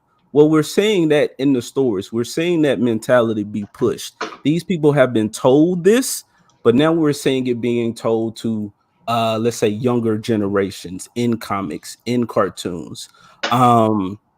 I think not just the COVID thing, but like let's say with the because I talk about the black issues and whatnot. Well, my issue was, yeah, we see a lot of strong woman don't need no man, but why the fuck is the woman king a thing made by white women? Why the fuck in Wakanda forever do we kill this black dude, this black king, and we got these women still here struggling with shit like that? I'm like, although Ryan Coogler, a black guy, made it, he still has orders from somebody else. People are still so compromised that they're not getting out of that bubble. And I don't care to wait for them to get out of the bubble. Do your bubble shit over there. I've been saying this about Marvel for a while now. These directors like Ryan Coogler, who's actually a really talented director. I mean, when he did Creed, the first Creed, I was like, wow, you know, having the fight scenes in one shot and stuff like that. There's pretty good stuff. Copa, I'm gonna say real quick, I do disagree with you because, and I'm not saying black people are the only ones who can tell a compelling or emotional story, but with him, I think these companies have been getting a specific type of black director who tell these struggle stories, and they say, "Come bring that shit over here. Come bring that over here to tell your marginalized story." My bad, man. You. But what I was touching on is that what Marvel's doing with Ryan Coogler and other talented directors is they're bringing them over so they can have a named director attached to give it that kind of air of like, hey, we got this artsy guy who's really talented directing, but really it's producers and marketing firms that are directing the show. They're doing the paint by number, being told exactly what you're saying. They're being told what to do. Like Brian Coogler's Wakanda Forever and the first Black Panther, that wasn't him. That was, you know, the marketing firm telling him what to do. He's just there just to say action and cut. Pretty much. So, but with that second movie, and we need more people, which I'm not waiting for it to happen, but we need more people to say, no, I'm not going to tell that story. Because apparently Disney or Kevin Feige, whoever, gave Ryan Coogler the freedom, the permission. The white man gave the black man permission to tell the story that he wanted to tell. So Ryan Coogler chose to tell this story. Now I'm thinking, as a black man, and you know the struggles that we deal with in life, why would you portray that in a movie unless somebody told you, hey, get on the same wagon as everybody else? I think we're going to see it with fucking Mufasa. It's animals, but I see another black struggle director whose only hits are, oh, we told a story about how sad it is to be black and how we can overcome the struggle. Like, we overcame the struggle a long time ago. I just need to see cool ass black characters now. I'm tired of struggling. So and because of that, you get this guy to come do Mufasa. That's gonna be the same shit. Mufasa struggled. Scar was marginalized. He was the black person. You had black people was Africa. We was kings. Scar had all these riches and all that stuff to himself. Mufasa had to bring his life in over there and then fuck up what Scar had going on. So he didn't get the same privileges type shit. I just feel like that is what we're going to see. That is that's what I'm seeing from all these black directors. Even the dude who doing Transformers. He's another one of them who you take from a struggle project and you bring him over here to do some action adventure, cool fucking shit, and all he focused on, hey man, this black and brown struggle though. What about that? Yeah, that's all you've heard about with that movie already. We don't know anything about it other than Beast Wars, and there are two groups of underrepresented people who are angry at each other. Yeah. Right. Yeah. Like, man, that's conspiracy shit to me, because why are you constantly stoking these flames of you need to hate this other person or this person did you wrong? Like, hey, we passed that now. It should be just good fucking content. Yeah, we can talk about some real stuff that's happening, but put it within that world. Take me out of my world for a minute and make me say, hey, that's fucked up. Oh, we doing something like that in real life? Oh, we gotta change some things. Don't come tell me you wrong because you don't agree with this or whatnot. Well, I think it's racist to race swap these characters for black people or other marginalized groups. Look, I want to see a black superhero, and I want to see him or her rock her own world, and to sit here and kind of just race swap these things because they already have a built-in audience. Well, that's just telling me you don't believe in your writers to write a compelling black character, which is someone I want to see. I want to see an original black character like Isom. And Eric July proved that the world is hungry not for specific colors of characters and whatnot. They're hungry for compelling stories by people who care about the story first. Yep. They don't care about an agenda. He didn't push an agenda with that comic book whatsoever. He pushed a good story with a good hero. And that's it. And that's what people are hungry for. They're not hungry for some kind of identity. No one's looking there going, oh, what color is Superman this year? No one's looking for that. What flag is he rocking? What edition of the Pride flag he rocking? Right. All I want to say real quick is that as much as we want to say, like, just tell a good story or, like, come on, make a compelling character, it's not that easy. I think a lot of people, we want to see more people attempt it, but it's just not as easy as, like, come on, guys, just don't put your stuff in it. We'll watch it, because that's clearly not the case, because there's plenty of stuff out there that people don't watch that doesn't have any ideologically things in it. So it's not that hard. It's not that easy to make good content. With that done, I agree. I think normies will just eat some shit up. But if you take something like The Northman, yes, it takes a special audience to go and watch something like that and appreciate it. So, and I go back to, I'm not mad at the company for companying. Okay, they're going to do whatever they think is going to make them money, or whoever's in charge tell them to do whatever the fuck. My issue, my grievance is for the people, the fans, who, again, like dogs, sit there and like, ooh, please give me good content. Please give me good content. And they shit in your mouth instead and say, fuck your content, fuck your characters. My issue, again, is with the people who still wait and think things are just going to change just out of nowhere. And it's like, nah, bro, we have to be that change. We got to make it happen. Yep. So I agree, Don. There are great things out there, but again, like with Northman, I don't care if the rest of everybody else go get on that movie and support that movie, because that's still supporting mainstream. They're still going to do what they want to do. Yeah, they got a hit. Yeah, you got some good entertainment for a good 2-3 hours. Now what? You back to fucking Andor premiere or The Witcher Blood Origin premiere. For normies, all you have to do is see like a 9 rating on IGN, they'll eat it up. So they're very easy to get. You just got to get IGN to tell them what to eat. So, but man, Northman, I praise that movie. I said that's the best video game movie never created, and it wasn't even trying to be that. I felt like there was nothing crazy or spectacular about that. This character, you went on a journey like some Kratos, what's that? God of War. Just point A, okay, this happened, go get this, go here, go do this, fight that. And I'm like, that was not fantastic. Have you guys seen Outer Range? I have not.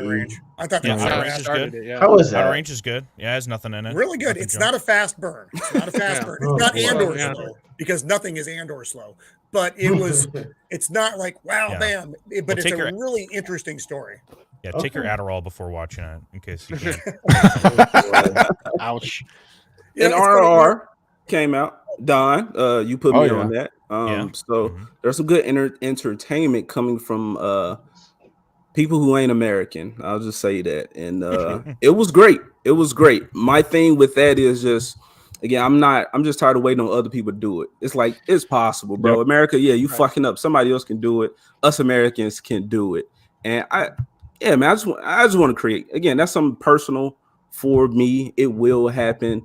And in that process, I just kind of checked out of everything else. It's like, I'll pay attention to how they're fucking up, but it's just expected that they're going to fuck up at this point. Yep. Now, like I said, I am going into the past and kind of researching and seeing how I can pull elements or be inspired from different things into my own story. Because just waiting around, you're going to spend your money, you're going to spend your time, and then, like I said, after that, it's over with. On to the rest of your life. Yeah. Yeah, you can't wait for other people to do it. You can't sit here and say, well, No. the studios are going to change their mind sooner or later. Obviously, like Roman Nope. said, they're losing tons and tons of money, and they seem to not want to reverse course. It seems like they're sitting there going, you know what? We failed, we have 100% success rate at failure. But next time around, we're going to win. We're going to win them over with the message next time around. And it just never happens. They're almost like they're gamblers with an addiction. And, we're the chips that they're throwing on the table. Just throwing out the car. Yeah. Yeah.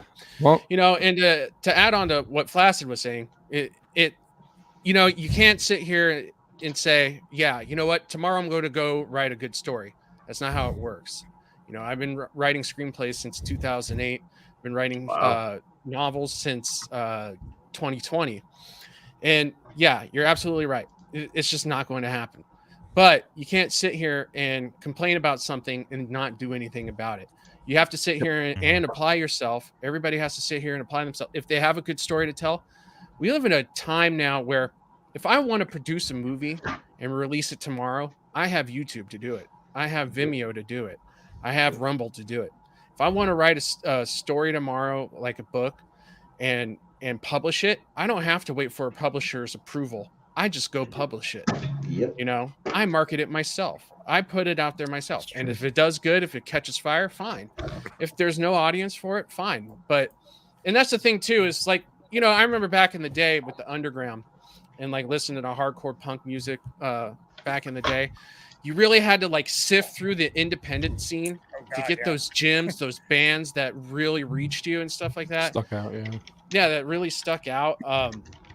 You found like someone like System of a Down, who was just like in the independent area back in the day, and then all of a sudden they blow up. So you have to find those gems, and the only way to do that is to produce the content, the anti-establishment content that is much needed today. And it's probably hard to just jump up and write a story, but we're talking about the mainstream. They have a lot of, from what I hear, scripts sitting around that they could be doing something with. And I'm not saying nobody is attempting to create new IPs or original stories, but we're seeing too much of take established franchise and do something to it. So yeah, even though it's probably hard to create a story, we're not really seeing, unlike the past that we speak of, a lot of people coming out with creativity and saying, I want to tell a story. I want to tell this new story. It's just this franchise has an attached fan base already. I want money, or I want that money. Now it's weird because again, we say the moves that they making, not really making them the money that they could be. But I still do think that mentality is there.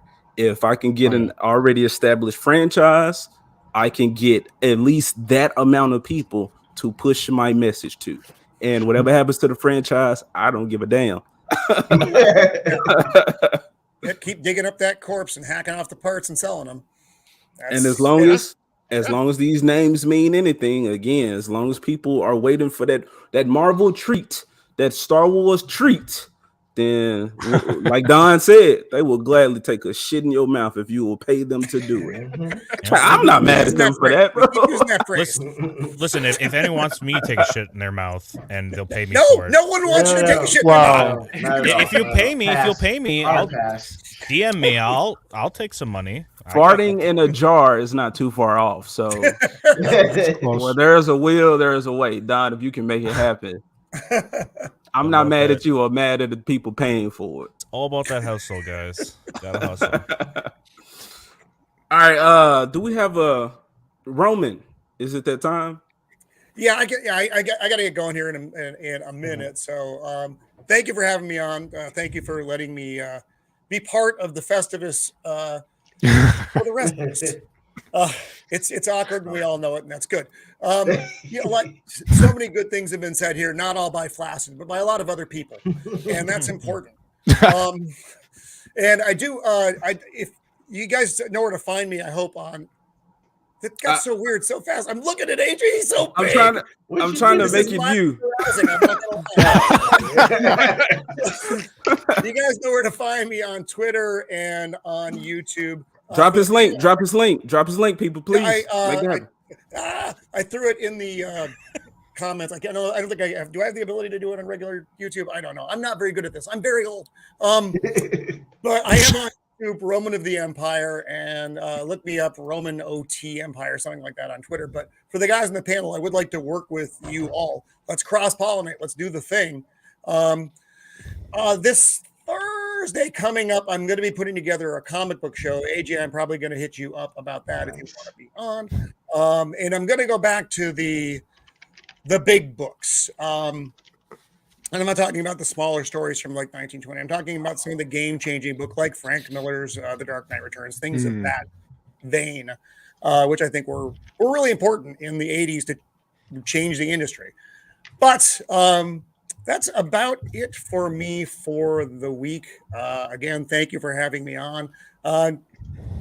One person can make a difference. So when you get frustrated that your YouTube channel isn't getting the views, keep at it. Every time you get out there and talk about this stuff, it matters. Access isn't always easy, but the more you work at it, the more you network, the more you get out there, the more people will see you and hear you. So keep up the fights, and everybody have a very happy New Year. Thank you. That's it for me. Thank you. too, buddy. Yeah. See you, Roman. Happy New Year. I'm so See you, big buddy. still. It's really strange. I feel Roman. I forgot so how I exposed. just did it, bro. Oh my God. so. Welcome once again to AJ. Roman of the Empire. It's nice to have you all. There you go. All right, guys. You take care and Later, buddy. See you, Roman. See ya. He did it again. Oh my God. All right. Look, I've never had more than 2 people on here, so all of these my goddamn God. boxes on the screen throwing me off. All right. Joker voice was trying to get in here. Anybody else in the chat? Look, let me know. We already at 2 hours, people. Hey, if y'all want to drop off, if it's getting a little bit too long, let me know. Let me know. Just say you're ready to get up out of here. Let me send that to Joker. Ideally, a Festivus would be great if we could get people on that actually had beef with each other, and we could actually air our grievances out with each other. That'd be fun. As long as everyone has thick skin. I have very thick skin. Literally, people can jab at me all they want. It really doesn't. It just rolls off my back. But I know some people on YouTube have minor egos and they get offended if I'm like, your video's trash. I don't know why you keep doing videos on this and you keep rage bait. That'd be awesome. I think Bring in Left a Eye has hater. the biggest ego. He does. Don, Yeah. Yes. I do. I really do. He doesn't stop talking I either. do. I'm I mean, his ego's in Yapping all away. caps. So Don, I'm with you on that 100%. I think we are pretty cool though. I don't have any issues with anybody. I did invite Lofty on though, Oh cause shit. I have here. some stuff I would have. AJ's obsession with the fucking Proud family. Stop covering that shit. No one cares about the Proud family, AJ. bro. I'm gonna downvote every video you have. I apologize because that shit was a chore to get through. I quit on it. That was the first series that I was like, okay, I'm gonna review every episode. I'm gonna do this YouTuber thing. And like halfway through, I was like, you know what? I just can't do this anymore. Just if anybody's expecting this content, I'm sorry. Fuck it. I can't. Fuck you. Fuck this. I can't do it. Not doing it. I'm not doing this shit, bro. Not doing it. I don't blame you. Left Eye Ego, he brought a grievance to me, and Don, that's not the spicy take that you want, but this man has had me to sit through the Batman. Oh yeah. Okay. That's fair. And I hated it. We were this is when I was kind of I didn't just meet him. We had known each other at least a month, maybe longer than that. I don't know. I'm bad with time. And I'm fighting in the culture war. I said I'm not about to sit in the theater. I'm not about to pay money to go see some shit. And him and his homies, they were here in Texas before I was, and they was like, bro, we got to go see it. And I was like, oh fuck, it's an event. All right, the dudes getting together, the homies. So I will do it. And like I said, I'm not going to bitch out loud. Okay, but I was just sitting there in my seat, like, he bro, was so what the mad. fuck am I doing right now? Like I was telling you, Don, to see Batman pull this shit out with the little wingsuit and fly into a goddamn bridge, and I was like, bro, what's happening here, man? I don't need this. I almost want to believe you, like, oh yeah, this is fair criticism. Except you would love if you just turned into a wolf and started like howling in the woods, dude. So I want to believe you, but no. I hate that you think I'm just so small-minded that it's a wolf. No. If you would have said animal person, if he would have turned into a fucking man bat thing, okay, and we adapted and said, well, man bat ain't in this movie, but we're gonna make Bruce turn into some man bat creature, and I'd be like, okay, I'm interested. I like that. I like that. Flying people in the sky and dropping them. Okay, that's a Batman I can get behind. But no, that didn't happen, man. That animal creature didn't do it for me. As well as Avatar, bro. Those are not animal people. That's some weird ass. Some bullshit James Cameron pulled out his ass about some people that I still don't give a shit about. They forcing the human element on us, and like, bro, if you would have just kept it at like just these two factions, two groups within these blue people that dislike each other and they're fighting, so you see somebody, hey, kind of like Wakanda Forever, kind of could have been. But you see these people with their land animals and these way of water people coming up and doing some stuff. It could have been cool, but no, it's white man bad. And do you like Batman? Any other Batman movies? He likes the worst one. Jesus, and he knows this. That's why he's asking. Awful. That's my beef. Batman and Robin. Batman and Robin. Wow. You're awful. Who would kick him from his own stream? Is there a possibility? Is it a mutiny? Everybody rise up. Can we just cut him off at this point? Look, better call a parlay, man. Look, I don't care. Let me have it. But I still admit that when I watched Batman and Robin, I watched it as a kid. So the campiness, I hear comic fans say like that Bane was terrible. Okay, well, as a kid, I was used to the meathead henchman that was there, and to me, that's Bane filled that role. That was him. Okay, cool. I like it. Was that Poison Ivy when she had the gorilla outfit on and like this seductiveness and all of that? She had Batman and Robin going at. He was like, "What is this? Batman and Robin, not Robin and Batman." I was like, "Ooh, Batman." Give me all of this. The nipples. I didn't care about the nipples on the suit. Weirdo. Mr. Freeze with his ice puns and the hockey dudes. Bro, that was superhero campiness that we wanted. And they were trying to be all dark and like gritty. Come on now. How do y'all hate that movie? No one is ever going to say you're a coward at this point. I mean, to everything that you're admitting right now. The balls of steel for this guy to admit that he loves that movie. I have more respect for AJ now than I had before. Right. I won't lie. Flaccid just stirred up all that, and now you saying you got to get out of here, bro. Well, I was gonna make space. I know I like talking and interrupting people and giving my trash takes as we're on here. But if people didn't know, I was just on a 12-hour stream yesterday, which AJ and Left Eye Ego. Honored to have you guys on my stream. We talked Lord of the Rings, but yeah, I have to get some stuff done. I was trying to apply for a loan the last couple of days, but getting ready for that stream was a fucking hassle, dude. I love doing those big streams, but doing the work beforehand, doing all those clips, all the things was just a pain in the butt. But it was tons of fun. That I don't do. Yeah. But yeah, I better get going because I gotta get some stuff done and make some space on this panel because I'm getting too angry just sitting here listening. My white rage is increasing to hear AJ talk about his trash takes. White privilege. Yeah, that's what this Festivus holiday was for, and you came with no smoke. Yeah, listen, I wasn't a racist when I got on the stream, but I might be now because of AJ's takes. Your voice. I'm not saying I am. I just might be. Okay, so your voice sounds conservative as fuck. The reason you don't turn the screen on because just like I got this nerdrotic hat, you got to Make America Great Again hat back there. Oh man, you don't want anybody to see. There's a reason I'm not on camera. That's all I'll say. Oh man.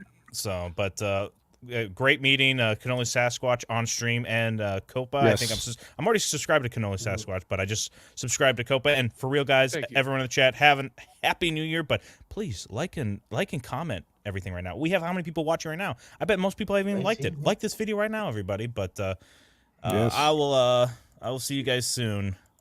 I don't know how else to get off. Kick me off, please. I don't want to execute me. Put the do what the privileged white male just said. Hit that like button. Yeah, so, all right. See you guys. Peace. Thanks, Classic. See you, buddy. Happy New Year. Good day, man. All right, how y'all feeling, man? We at the 2-hour mark. Usually me and Ego do this for 2 hours. It's going good though. Great energy. I appreciate you guys being here. Appreciate the guests, Of course, buddy. that we have had. Thank you, mods, for dropping links and all that good stuff. Chat, do your part by going to these links, by clicking them, subscribing, checking out these people's content. So what was that? We aired some grievances. Anybody else? Yeah, we got grievances. What we got? Sasquatch, beast it up, bro. Oh man. Copa, grievances. Yeah. As they say, get them off your chest, man. Get them off your head. Copa's got a beautiful shiny head. He doesn't have many grievances. Get them grievances off of him, man. No, I mean, just placating off kind of what we were all just saying. Again, it's just I really, like Copa said, well, like you were saying, AJ, you want to hope for the best, but you can't be complacent, and you have to just get off your ass and make content, do your own content creation. And I just want people to really realize that if they're hesitant to get into this space, even just doing this, don't be. Because that's how I was for a long time, and it held me back, that fear of unknowing and the unknowing, and if I'm going to do good at this stuff, and can I even bear to hear myself talk, and other people are going to like me.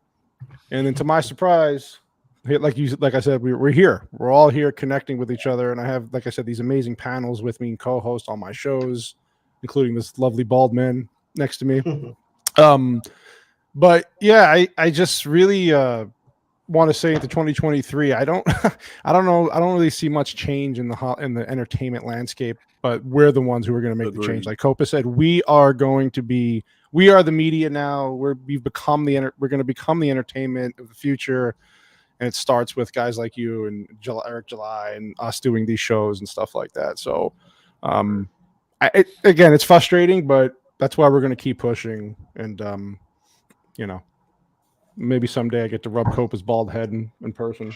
Maybe it's got magic powers. I don't know. I mean, look at that. By the time we actually physically meet it, I'm going to have my afro again. Yeah.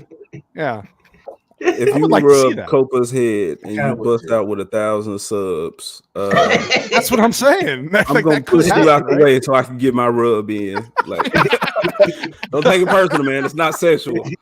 No. It's not for you, baby. Oh snap! Don't keep me there, man. I'm just there for a rub and I'm out. I'm not rub one out. Rub and I'm out. Rub and go. Rub. Copa, you got something to do you have a grievance to air out, man? I think I've aired out all my grievances except for the one that keeps popping up, and that is, does pineapple belong on pizza? No. And the answer is no. Hell yeah, it does. No, Hell it does yeah. not. No. Hold on, No. what? Sweet and savory, you're putting together. This has been an argument going on for. Thank you. Thank you. I applaud this. Thank you, AJ. I appreciate you, man. My God. And there seems to be no sign of intelligent life anywhere. This has been an ongoing thing now for a while. It started with JT Gun Show, right? And then it went on. I had my own stream and did this. And I put out that clip yesterday. It's popping up again, but if you want pineapple on flatbread, you go ahead and do that. That's your prerogative. Just don't call it pizza. It's not. No. It's not, bro. Pineapple does not belong on pizza. Yes, it does. I'm just Sweet it is what it is. Savory. You are what you eat. If you eating pineapple, you're a little sweet. You're a little fruity boy. He's not wrong. I need the meat on my pizza, man.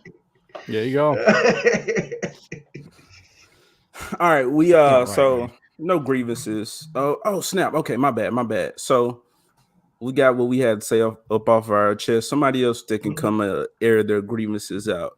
And seeing as how this is a true villain at heart, he probably got a lot of hate, a lot of grievances, a lot of issues with a lot of people out there. Let's hear from his mouth. Oh, nice. There goes the show. Oh dear God, how much fun is this going to be?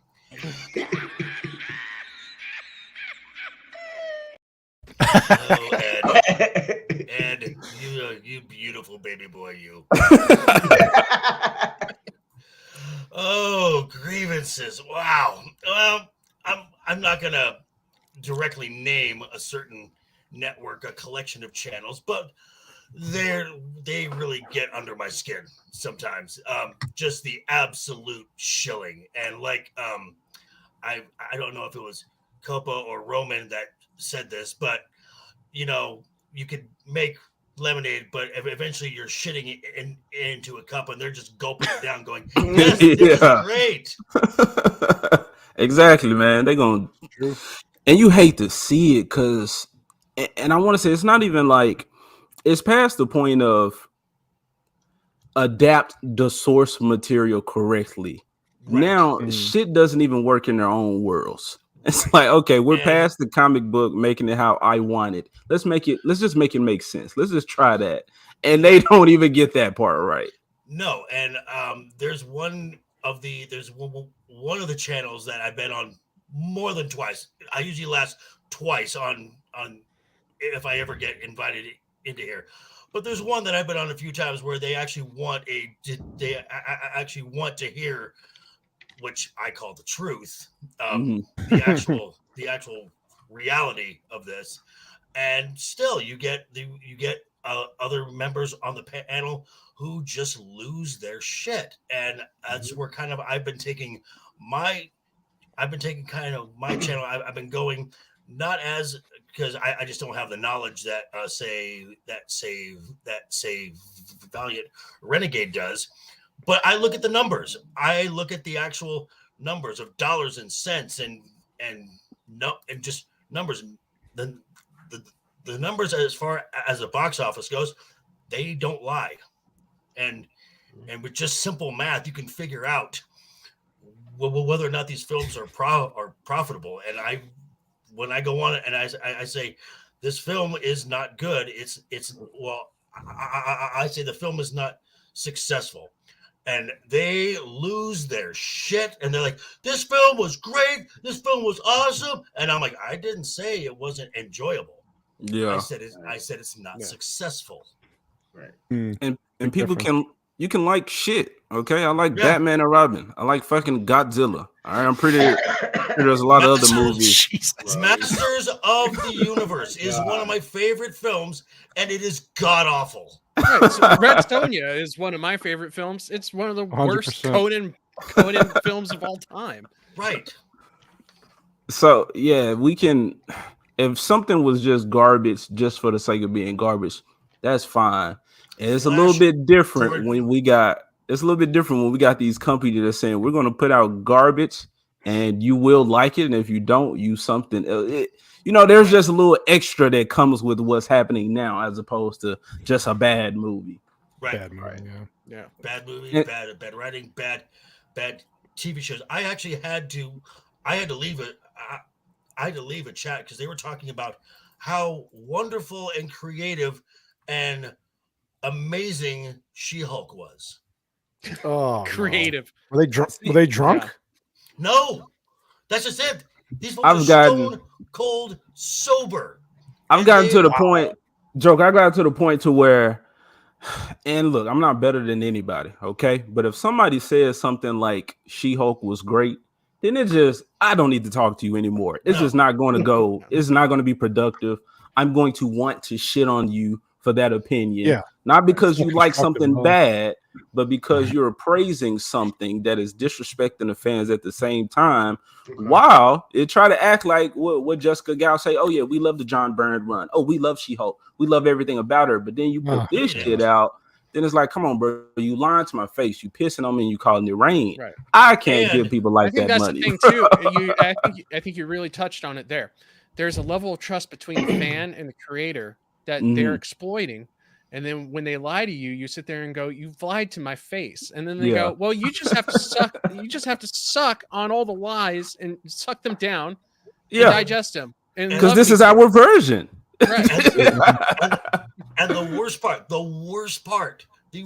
part about this was when they're talking about She-Hulk, and the one of them thought that when it was revealed that the entire show was trolling fans, she thought that was the most creative and amazing thing, and just proved that the MCU was just one big lie. It never existed.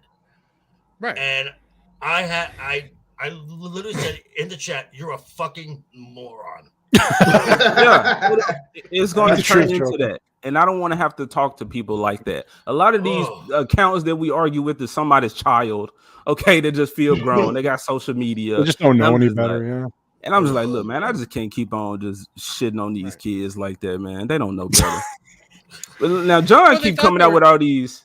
John keep coming out with all these weird ass like food combinations. I was about to say, man, that's some real. And pepperonis. See, I was about to say that's some real ghetto shit, but this is some real prison type combination. These the clink recipes he putting together. Like a toilet line over there and stuff. I don't know what he's doing. What is going on here? All right, couple. What were you saying?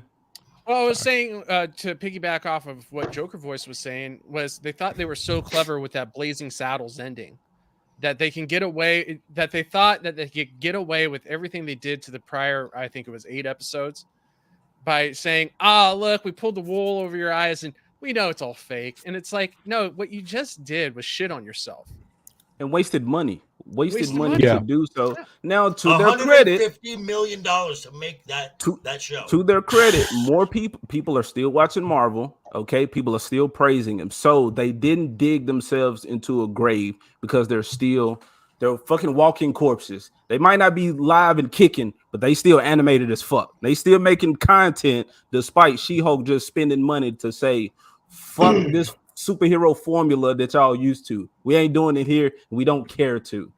Right. It's just something else about that trust that we were talking about that's being like played with, being dangled with. And again, I go back to my grievances with the people. That is what that's what I have an issue with. I've noticed that wolf mentality. I do like the people around me to be elevated, and any success I see, if they can contribute to that in some positive way, I want that success for all of us. But you have these companies have said, they've drawn their lines in the sand, they've let you know how you feel, and yet people are still waiting, panting like dogs. The next one could be good. They could change their mind. These people are not going to change their minds until our asses are not in them theaters. Somebody said it earlier. The only way they're going to respond is when they get fucking $0 in revenue or whatever the movie make, and when there's no seats in the theaters, then they'll say, okay, well, some things might have to change. Well, but until then, it's not even that. I mean, there's the box office. Oh, okay. There's streaming subscriptions. Okay, both of those are down despite elevating now the price. The merchandise sales have hit the floor. Literally hit the floor. I mean, and what was it? Script Doctor said it best. They bought, Disney bought Marvel and Lucasfilm to sell merchandise to boys, but they didn't hire anyone who knew how to market. To boys. Yeah, that's what I'm kind of like with that Lightyear. I go back to that because I'm a Disney fan. Like, I love my Marvel comics. I'm not a DC dude. Star Wars, I like stuff about it. I don't care for the movies, even though I got the fucking movie that thing up there. I was introduced to that world through the video games by my dad. So I was seeing Jedi do crazy shit with like force powers and all that type of stuff. So when I watched the movie, I was like, oh, where's all that stuff that I just saw in the game? I'm not getting any of that. Yet I was still invested in that world. I forgot why I even said that. Oh yeah, because I'm real attached to Disney. So I think that conversation of like when the Little Mermaid was turned black for this new story coming out, and people are like, are a bunch of grown ass men really worried about the skin tone of a mermaid? And I'm one of them grown ass men that's like, yeah, damn straight. Yes. I give a shit Yes. because that is an original Disney character. If you're for your diversity representation or whatnot, well, apparently mermaids were some of the first legends in African history and like culture and whatnot. Come up with the fucking African water princess and she be her own fucking character. Don't race swap Ariel and expect me to be okay with that shit. With diversity, where's Ariel's best fucking black friend? Where's her Mexican friend that could have told her, girl, you don't need to go up there for them the walking people, like all that type of shit. Like, yeah, didn't they have a black mermaid in Little Mermaid or Little Mermaid? Yeah, 2? and they never expanded. They had the old expand and flesh out her story. They had the old school diversity checking the boxes that was honest, where they had one of each. All right, you're in the story. Okay, we ain't got to bring no more extra attention to you, but you there. Rainbow Coalition. So like, yeah, they had that. Let's see more of that world. And I don't want to see Ariel. I want, like I said, I want to see fucking original new ass stories. And it's not a female thing because I'm one of the dudes that was singing fucking Let It Go with Frozen. I was all over that movie. Moana, strong brown female princess type thing. I was all over that movie. I need more honesty like that and less checking the boxes like with Lightyear. Because you could have had, like I said, the Guardians of the Galaxy story. Instead of just trying to sell white man Lightyear, you could have sold some big alien dude. Okay, you could have sold some robot character. This sounds like Star Wars, which the show was actually kind of, or the story was inspired by Star Wars, but that's what I mean. You can get Star Wars energy as well as Guardians of the Galaxy in a correctly adapted Lightyear story. And we didn't have to check the boxes, but we could have had that. We could have had those elements in there, but you could have been selling a whole bunch of alien merchandise right along with Buzz Lightyear. They had some weird ass cat dude in their name, Socks. And it's like, fuck that. You know, where's the alien on another world, like with Treasure Planet? Like, expose me to all these different worlds that look crazy. Then they had Strange Worlds come out. Again, group of brown people, but apparently the movie fucking sucks because they focused on that representation as opposed to making me believe in the world. So, and that's what we saying, like with the missed opportunities with the money. I've been going, man. Yeah. What you got, Joker? I was just gonna say, and you've talked about, and you talked about, you know, the tinfoil hat conspiracy theory that these folks are, that there's someone above them, that like there's some other architect. Yeah. And there is a group of woke capitalists, these hedge fund investment companies, and there are three specifically that own 20% of Disney. And they're the ones who push this DEI, this ESG shit. And I'm talking about Vanguard, State Street, BlackRock. These are the ones who are pushing all of this stuff. These are the reasons that you see diverse that you have to have diversity in Coca-Cola commercials now. Agreed. Yeah. Yeah. These are the architects, and these are the ones who got this, and it goes to a even larger conspiracy than this. You know, the Great Reset stuff. This is all connected. Yeah, and that's what I was saying with Ryan Coogler is hiring Ryan Coogler is he's a director in name only when he goes over to Disney. Right, Sam Raimi too. Sam Raimi's too. You know, they're just there to give the film clout. Some clout. Yeah. Mm-hmm. To say, hey, look, we got this. Right? Yeah, the same. That's what I said with my Indy Jones trailer, first sneak preview or whatever I did for my channel was, you know, Mangold is an excellent and talented director who's brought some really fantastic films for us to watch. But from my perspective, what I saw in the trailer, this looks like he's just a director in name only. He's there to bring the project clout, but what he's really doing is he's helping usher in whatever Kathleen Kennedy wants before she ushers herself out of Lucasfilm. Correct. And if he was really if he was really proud of this project, and if he really had a stamp on it, he would not be saying all the stuff he's saying. Agreed. Right. I mean, he's going after the fans, right? And he was sitting there saying Overlord DVD was a liar, and then it turns out Overlord was telling the truth. Salty as well. Right. Exactly. He's saying that, and he's sitting here saying that the rumors are false. But now we have another Kevin Smith situation, right? Yep. And Clownfish, where Clownfish is sitting there calling out Kevin Smith, and Kevin Smith is like, "No, you have it all wrong. You're lying. You're just trying to get viewers." Right. And he was right the whole entire time. So that's what it looks like to me, is that we have another Clownfish situation. What blows my mind is it seems like Mangold is staking his talent and his name on Indy 5, and I really do hope that I got it wrong, but it seems like I don't. It seems like Overlord DVD doesn't have it wrong, just judging by the trailer alone. Well, we've been burned so many times. They don't deserve the benefit of the doubt anymore. No. That's the problem. Right. Yeah. They don't. No. And so this is the problem. You have to have this mindset of, well, this movie's going to be crap because their agenda. It's Disney. How are they going to screw over a legendary, character like Indiana Jones now? And this is the whole point. You can't even enjoy the fact that it's a new Indiana Jones movie because I love the original trilogy. It's like I don't even care. Like I'm not gonna waste my time with it because I already know where it's probably going to lead to. We talked about that in our show. Like we know where it's going, and to screen all this is just exhausting. It's just mentally tiring. It makes great content. I like talking about it on our show, but to have to physically go through every piece of content and kind of sit through it, and it's a pain in the ass. I would much rather talk about stuff that is actually good. I mean, on my channel, I love doing House of the Dragon. Every 10 episode, it was fun to do. It was great to talk about. I had to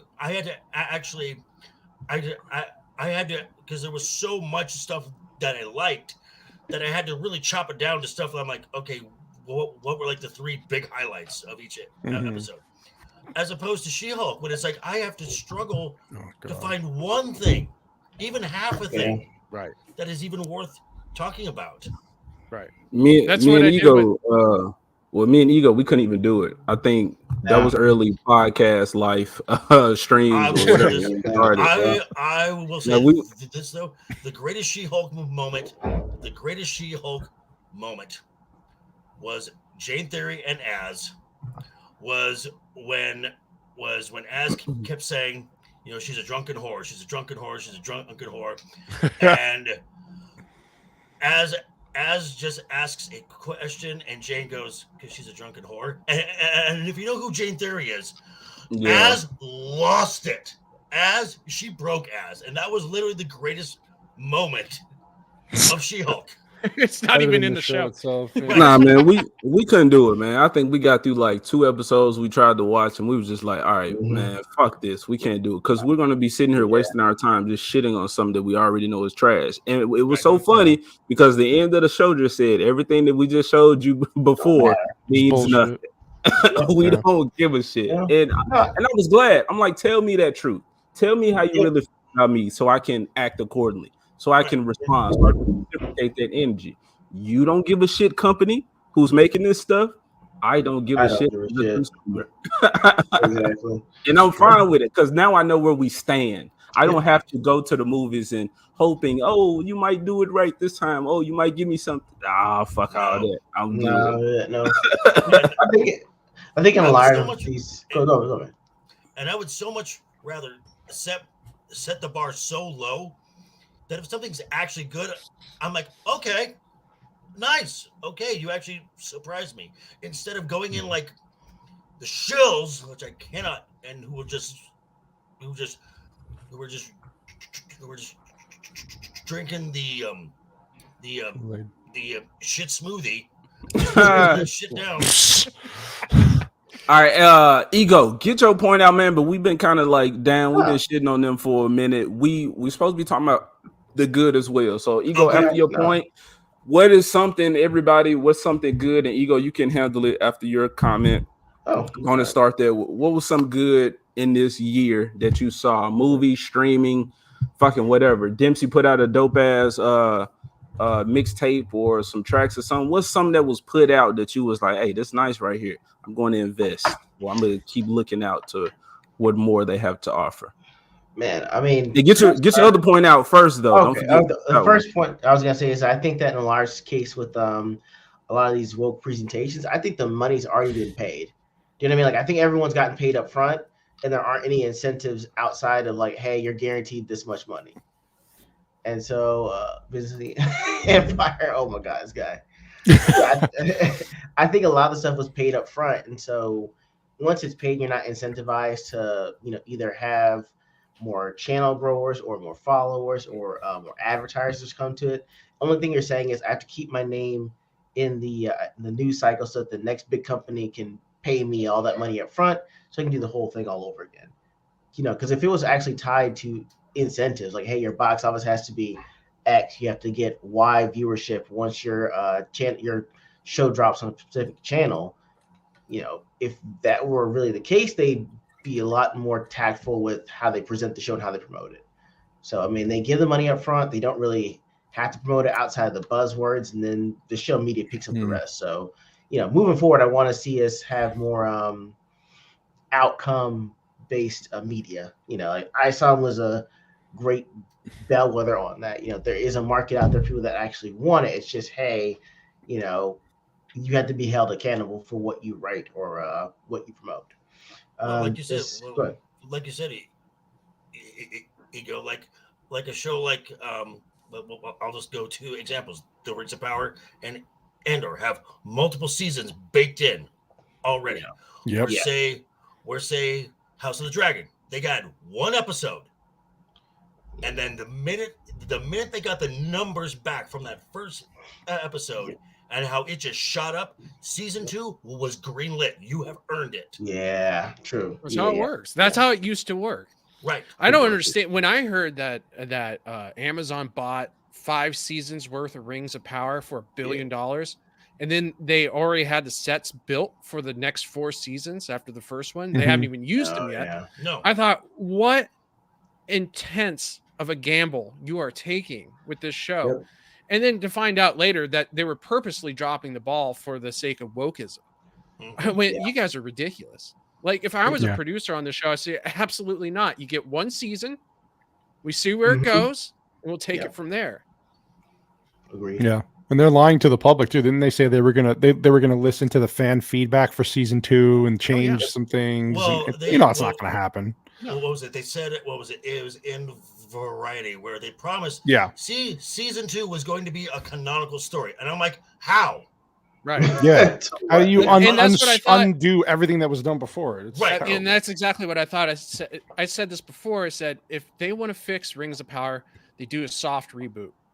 They drop all the woke bullshit and gender swaps, and they do a soft reboot to where the fans kind of forgive them for it, and then we move on as season 2 being like a season 1, right? Yeah. And I figured that's where they were going to go, but then they've started back up saying, "Oh, you know what? We're just going to double and triple down on all the stuff that you hate." That's why you don't forgive. Fuck them. Exactly. No forgiveness. Exactly. Fuck them. That's why I'm not watching. As much as everybody praises House of Dragons, and I'm glad everybody's enjoying it, but what you call it, Song of Ice and Fire, Game of Thrones, burned me so bad with that last season 8. I was like, absolutely not. I'm going to wait until all the seasons of House of Dragons is in the can, the show's over and done with, and if it turns out to be good and everybody says, yeah, it's good, I'm going to go watch it. But I'm not going to drop another 80 plus hours of my life on a show that burns me on the very last season. Absolutely not. And I will say this, and again with Jane Theory, she mentioned this, and I mentioned this, how they talk about toxic fandoms or whatever, how the Star Wars fans are so toxic. Game of Thrones fans universally just completely walked away from Game of Thrones after 2008. I mean, Yep. you talk about a hostile fan base. Oh, yeah. But the fact that House of the Dragon, as on the Nielsen charts, Game of Thrones started charting again in the top 10. Folks were going back to rewatch. Back and rewatching it, yeah. Mm-hmm. So All right, y'all. We've been shitting on stuff. We got to get to the good stuff. Oh, yeah. What is something good? Ego, you supposed to been handling. I was this. waiting for that. I already had What that. is- I was getting ready for it. Go ahead. There you go. What's some good that y'all are seeing this year? You want to see more of, whether it's from the mainstream or personal. What's happening that you want to see more of? You ready to invest in? More movies like The Northman and streaming service that'll provide a movie or series like Day Shift. More of that. Practical effects, yeah. Practical effects, decent storyline. Let's get straight to it. You know, even if it's building some history and some myth, I'm with it. So like more stuff like that. Just kind of indie in itself anyway. Copa, what you got? Yeah, pretty much the same thing. And you get a streaming service that treat like Amazon. I will say in a positive level, their fantasy they've ruined, but their adaptation to fictional military like Reacher and the Terminal List, fantastic adaptations. So if we get more adaptations like that, man, I'm on board. I think they need to look at what they're doing on the military side of things, of their fictionalized storytelling, start going that right. Movie wise, Ego, I have to agree. More movies like Northman. You have spectacle mixed in with the human drama, mixed with some mythical elements and some religious imagery as well. You have all that mixed together. You got something great going on. I thought the fact that you finally get a weapon that not only has a name but has a mythological background. His weapon, I can't remember what it was called because it was like, and you're like, what the hell is that? but you got the name, the background of it, and it could only be unsheathed because if you unsheath it during the day, it brings on hell and stuff. You're on board. I mean, they had that movie on lock. You get more movies like that, and I guarantee you get an audience with it. Right. Yep. My internet just kind of did something weird. I hope it don't go out, but we going strong until we can't go no more. Or until I say we done. Enough of this. But you the boss. Sasquatch, what you got? Yeah, I'm gonna kind of just echo some of the stuff that Ego and Copa said. I love the Terminal List was a nice surprise for Amazon. I was really scared because I love the Jack Carr book series. I've read every book. So I was really hoping they would do it justice, and they did. It was much better than I anticipated. I love that. Northman, of course, was one of my favorite movies of the year. Maverick, I mean, we can go on. To me, RRR was such a big surprise for me. Yeah. Because it opened me up not just to that it's part of Indian cinema, but just how movie making should be. It's over the top. It's crazy, but it's so damn good. And there's a bromance in there with they're not exploiting any agendas in there. It's just two friends, they love each other and fantasy, and I don't know, they're throwing cheetahs at people. Like, come on. It's just like, it's epic. But I want more of that. And I know we have our own thing to do on with our own our own content and stuff. But if like Copa said, why can Amazon do fantasy so poorly, but yet their military fictional stuff is fantastic? So Reacher, like, that was another okay show. It wasn't bad. So stick to that. But I definitely want to go down the path of more Indian cinema. My wife and I just watched the first Bahubali movies, which is the same director as RR. It's pretty good.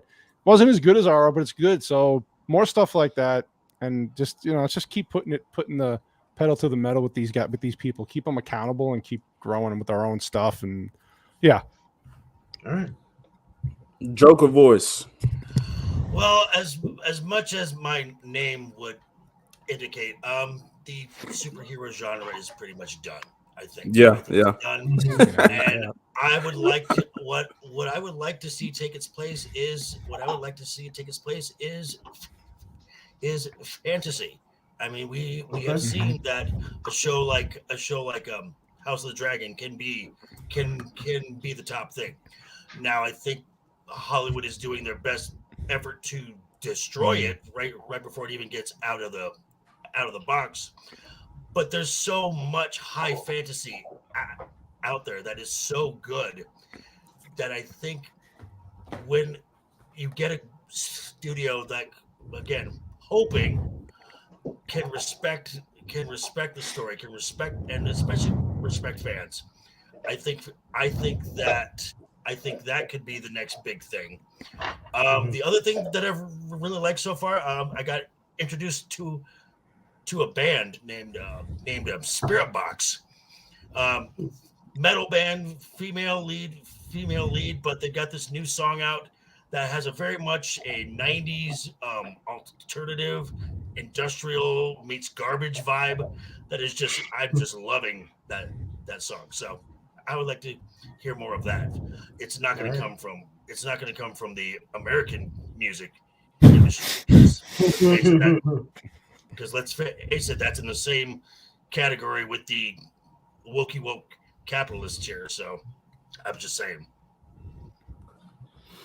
It's hard for me to really think of some stuff that happened. I don't know. I kind of just be in my own little space, but I know I praised the Castlevania Netflix show. That is, Oh, I love that. Yeah, that's That was a good. great show.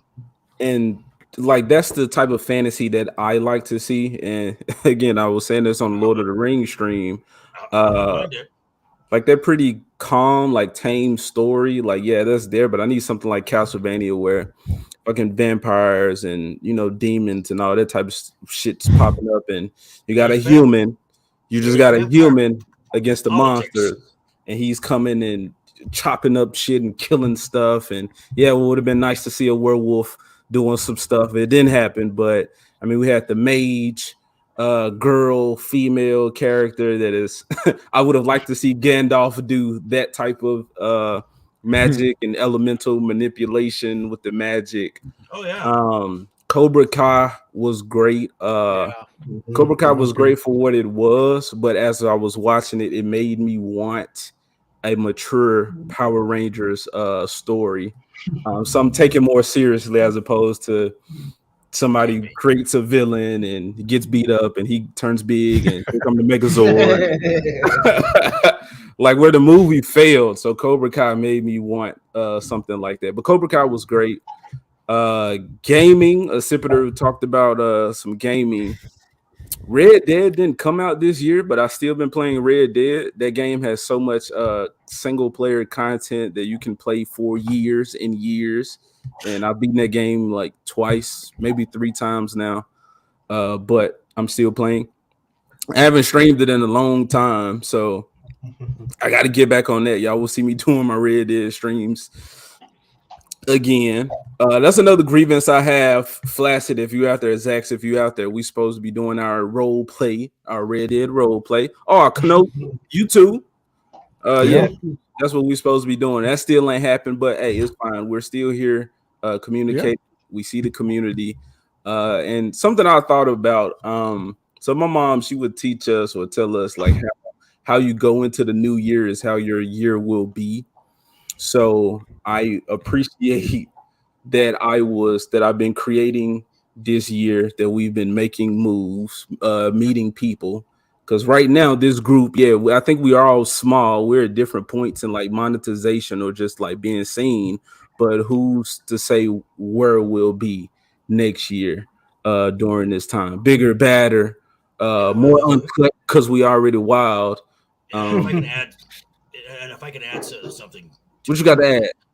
If anybody, if there's the meetup in your town or somewhere close to your town, go. Go. There was the one out here.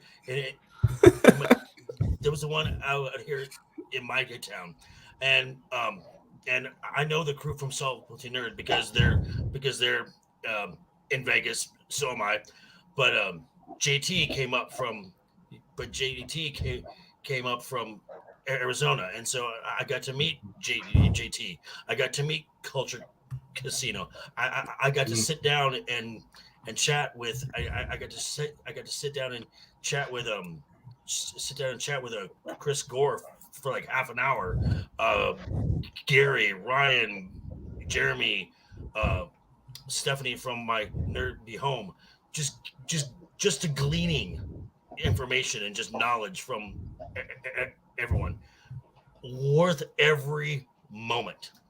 Yeah. So we can do that, and we bitch about these people bringing kids to drag shows and all that. Well, let's put our shows together, our meetups. I ain't saying nobody got tights on and underwear and thongs, but I'm saying I don't the even wear pants. opposition. Well, Sometimes.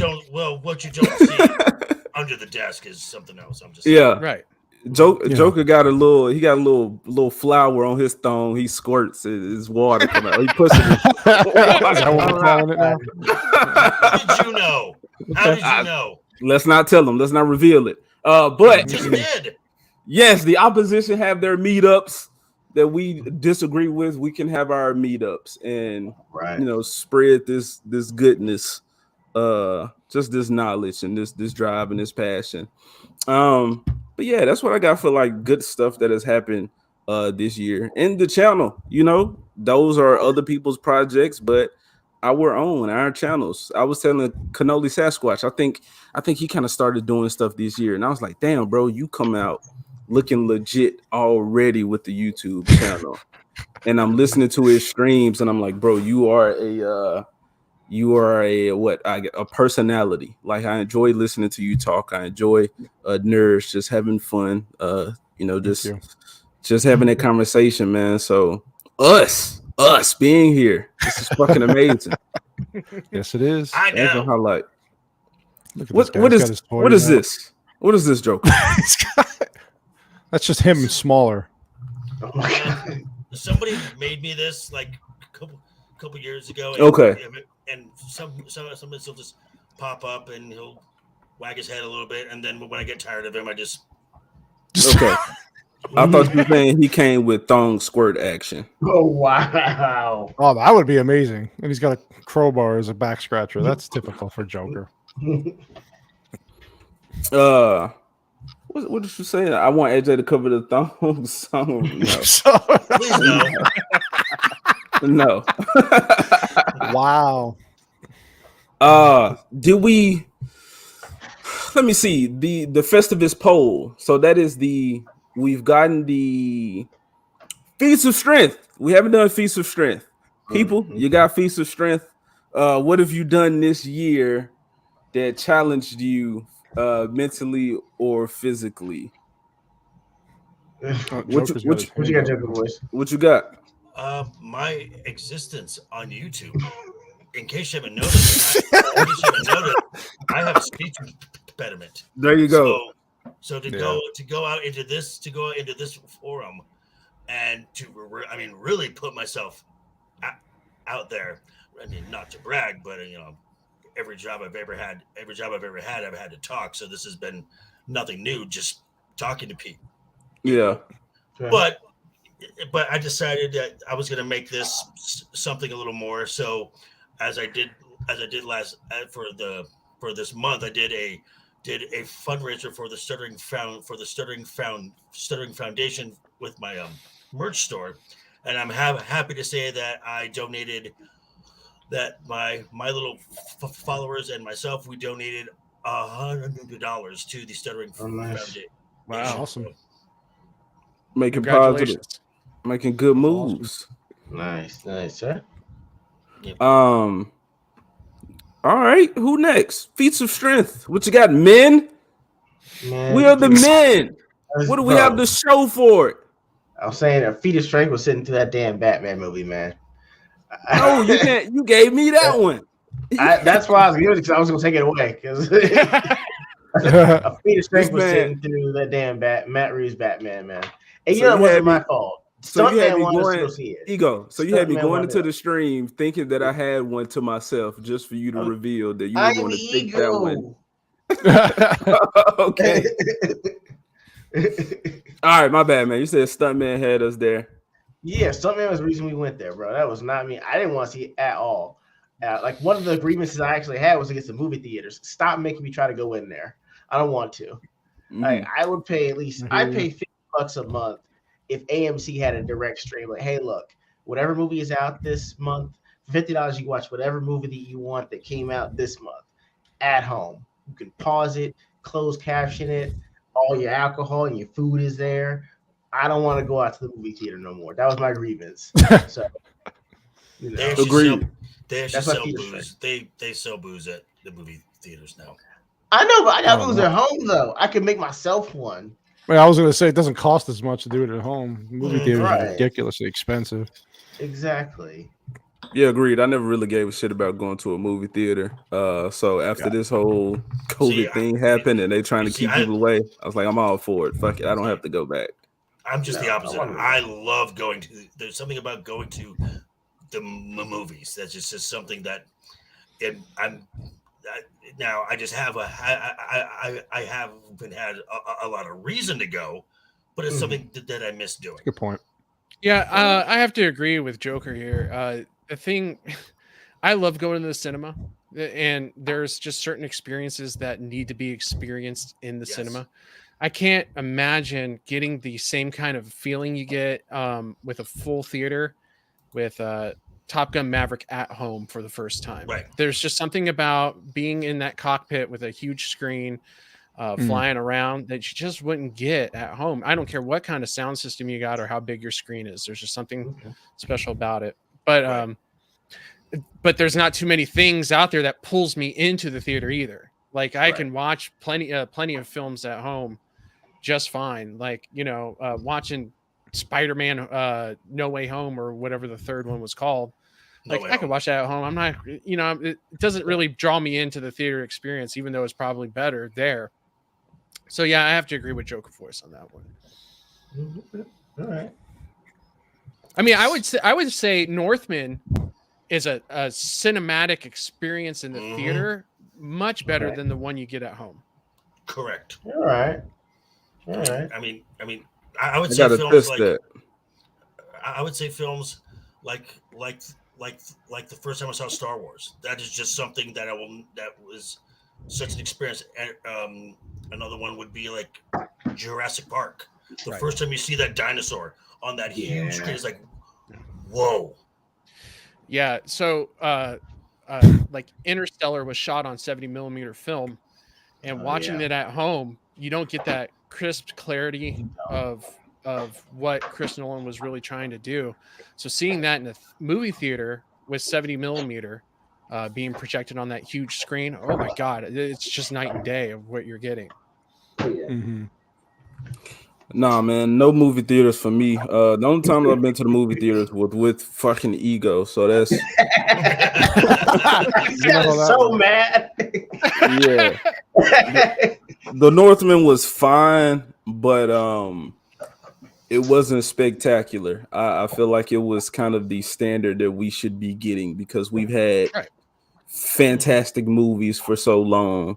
The Northman was fine. Yeah, of course, the wolf shit and him with his kid and they howling and eating out of a bowl and all that type of stuff. I'm like, yeah, that's parenting 101 right there. I like that.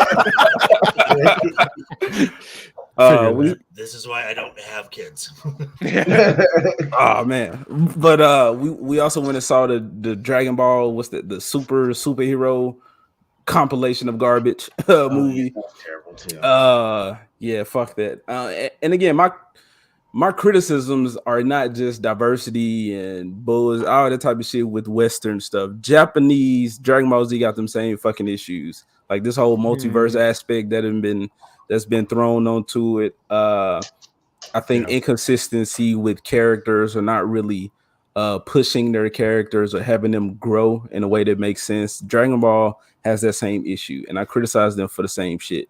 So I think that's why I'm just like, well, I can't be pleased anywhere. So, so I'm just gonna start making stuff up myself because nobody's doing it. Pokemon, apparently Ash is no longer the main character. All right, it took us how fucking long to finally make this move. Pokemon's been failing me as well. A lot of stuff has. Disney, man, Disney especially.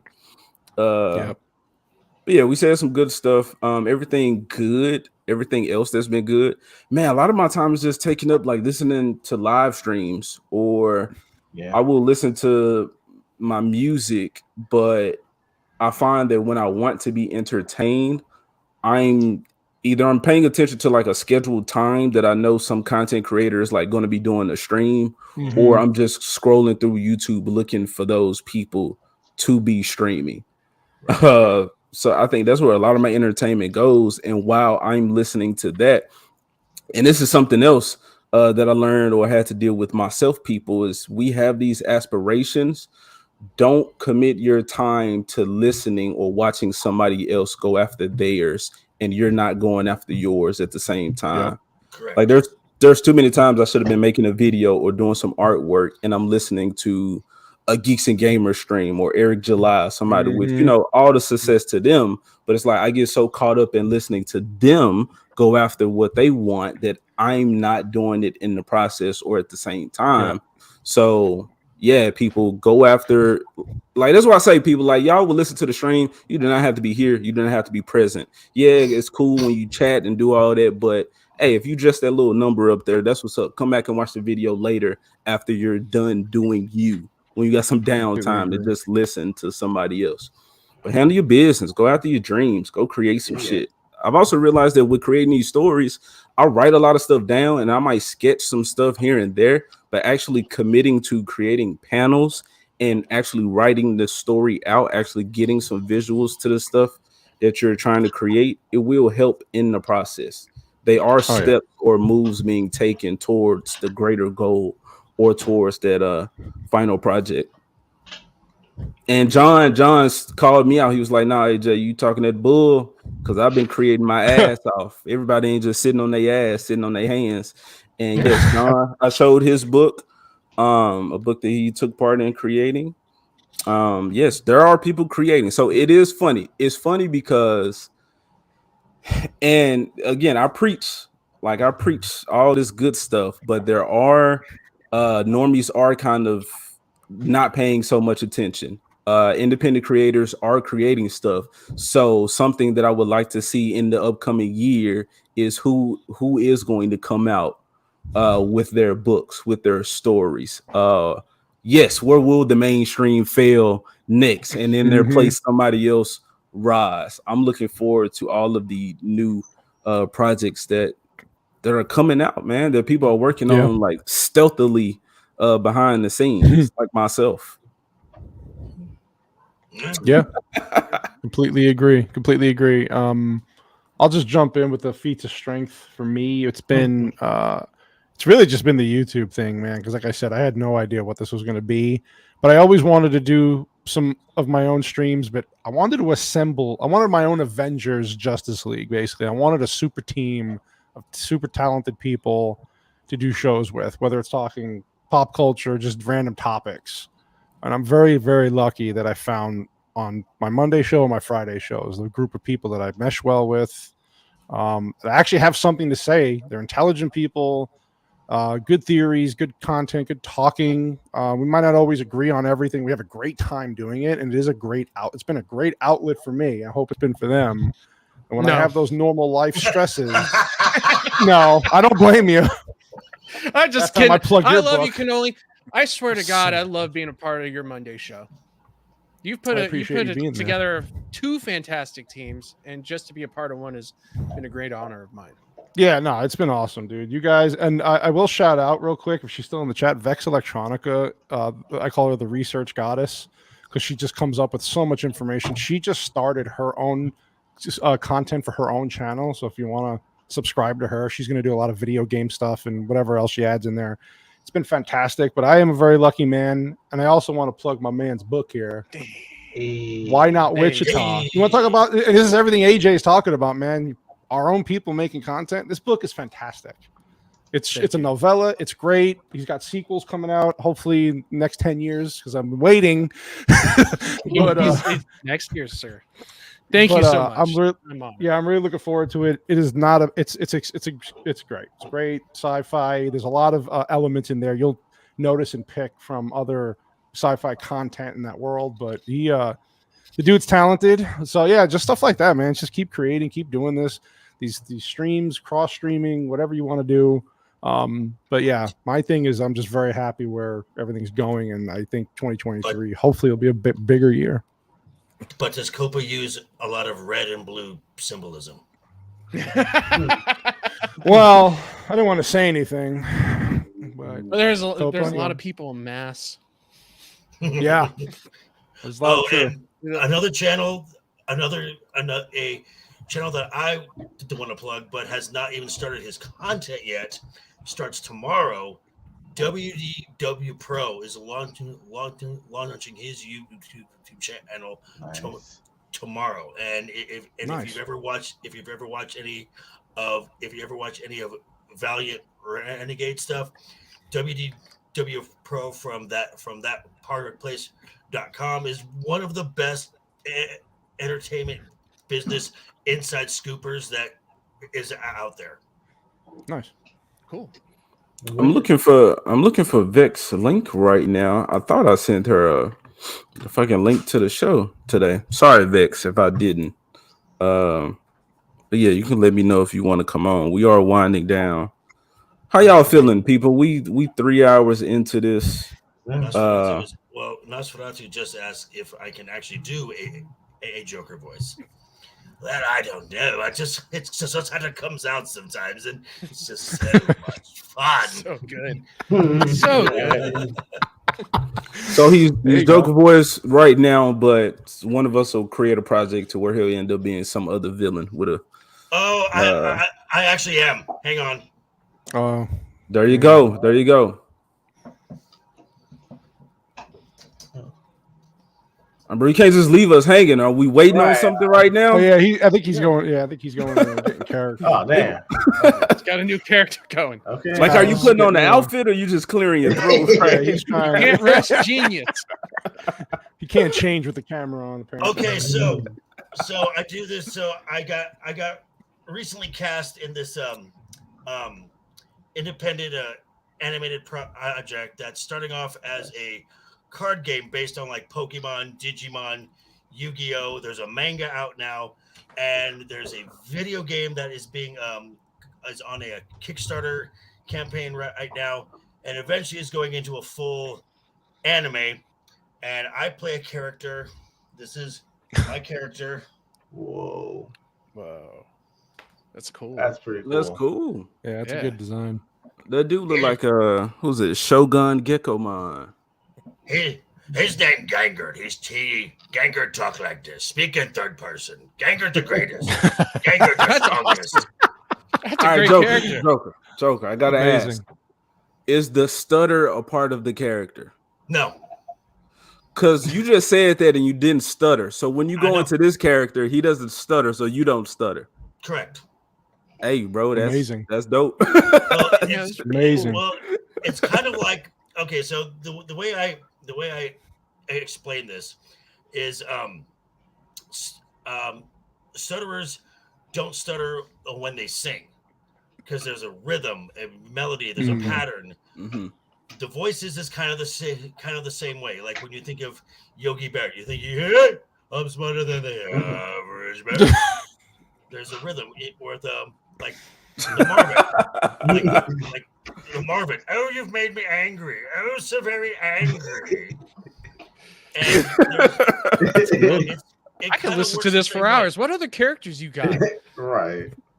Oh, I can feel your anger. Gives you focus, makes you stronger. Oh my god, he nails it. I need to. We're gonna have to understand the rhythm and cadence and pitch of these characters. Yeah. Give me a Joker-fied Yogi Bear, and specifically, I need you to say, "Hey, boo boo." However you say it, but I need that. Hey, boo boo. I need that energy, bro. Okay. Let me see if I can do this here. Hey, boo boo boy, let's go get us Boo boo boy. Okay. Oh man. Let's say that boo boo boy one more time. Somebody clip. Let's do something. I gotta. it's a warming up process. Hold on. Come on. Engineer. Come on. I'm here for the creation of the character, some bro. magical YouTube shorts here. All right, hey, boo boo boy. Let's go get a fucking basket.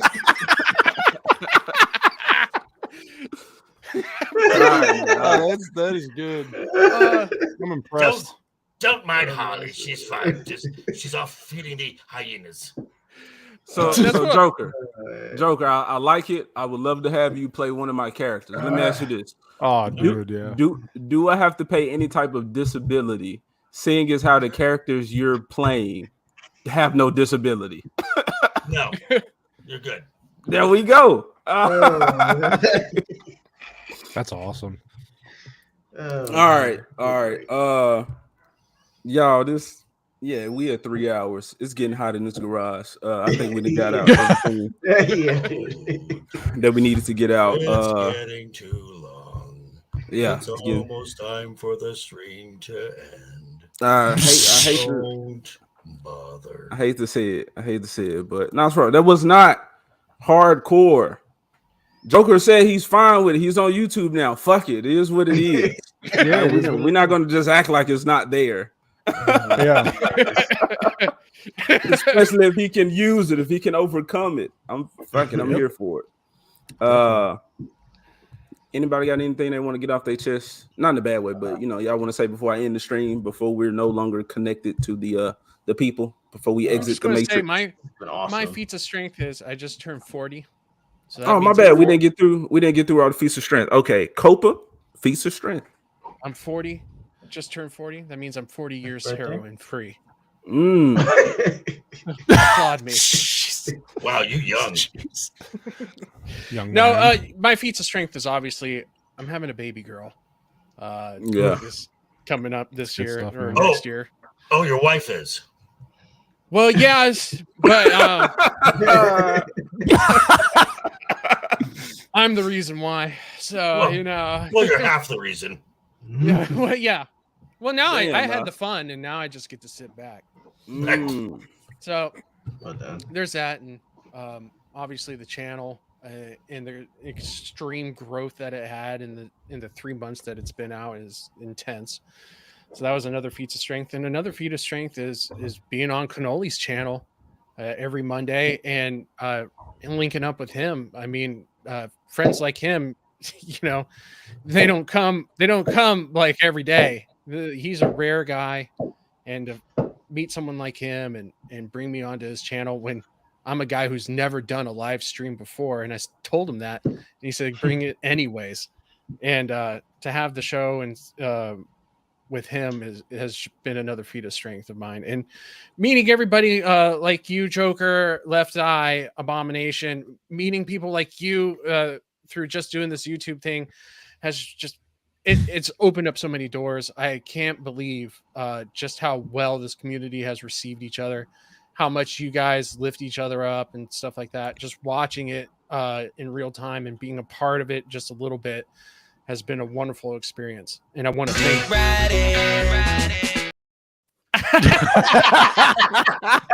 well, shut up now. No, I appreciate it, Kobe. We've been stroking everybody's thing this whole stream. Hell yeah. It feels so good. You gotta. It feels so good. I was just waiting to play this clip. I was like, okay, let me get most. That was good. That was good timing. Oh, that was great.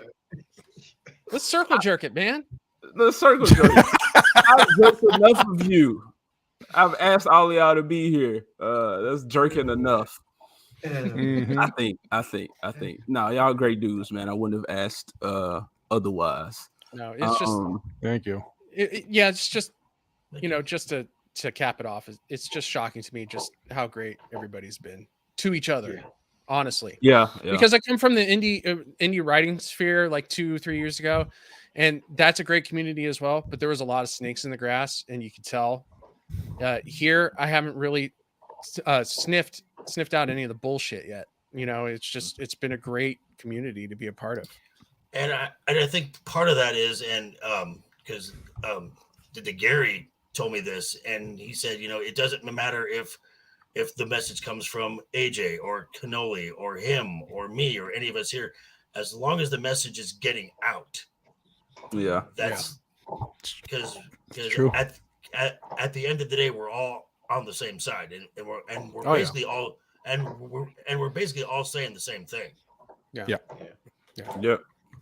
Agreed. All right, that's all for us, chat. Y'all been fucking amazing. I curse a lot. My mom listens to the show sometimes. She say, "Boy, you need to dial it down." I try sometimes, but y'all have been great. Y'all been on fire. Y'all been making the show engaging. I enjoy doing Heroes No Capes pod stream with my man's Left Eye Ego. Is great every week that we do it. But I do appreciate these guests. Y'all have brought something else to the channel, to the conversation. I know. To the panel. Me and Ego, we talk about it. We would like to, bring more guests on and have conversations with other people, different perspectives, but we had to make sure that we had our foot in the door, kind of had something. We didn't want people to walk into a shit show, basically. And kind of like what I did with Roman earlier, where you just got people just looking retarded because you don't know how stuff works. I'm learning the internet and technology and all that, but we want people to have a good time when they come here, and it's kind of streamlined. We get derailed all the time. We talk about every fucking thing, but I do want it to be a what is the word? A competent show. I do want people to come into a competent, toxic show where we can have a good time. Toxic males. Yeah, I didn't want to say toxic males. My bad again, Vex. I was supposed to send her a link, but she was here. I appreciate everybody that has been here. It's been a great year, man. Hey, we here, like I said, talking about pop culture and talking about moves we've made, productive moves that we've made, and I look forward to this year and everybody who's going to be a part of it. I keep asking, do anybody have something to say? But this will go on forever. We've said enough. We just gonna get out of here, people. Again, chat. Y'all been fucking amazing. All right, be here at the next one. It should be Saturday, 10:30 to 11, sometime like that. I will get better. I'm not making no promises soon. I will get better of sending that. Cannoli, that's something else that you do, bro. He come out the gate professional as fuck, and I'm just like, damn. I've been doing this longer. I should have known by now. I'm glad I could teach you ways, man. Teach me, bro. Teach me. But yes, doing a better produced show. That's what I hope. And then comics. A lot of that stuff's coming out. More artwork. So that's what I got coming for you. Trying to fight in this culture war. By being a creator, a commentary and a creator, and all of us, it seems, are doing the same thing. Hey, man, we will win. All right, this instead of fighting for somebody else to handle our culture, our media, we will do it ourselves. This whole time, I've been thinking of a way to get everybody out of here and to be real smooth. I didn't get it. It didn't happen, but we out. All right, I'm just about to start removing people. Peace.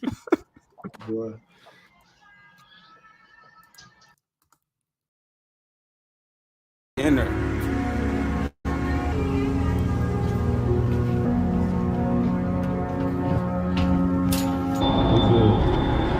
I'm gonna knock these stickers off.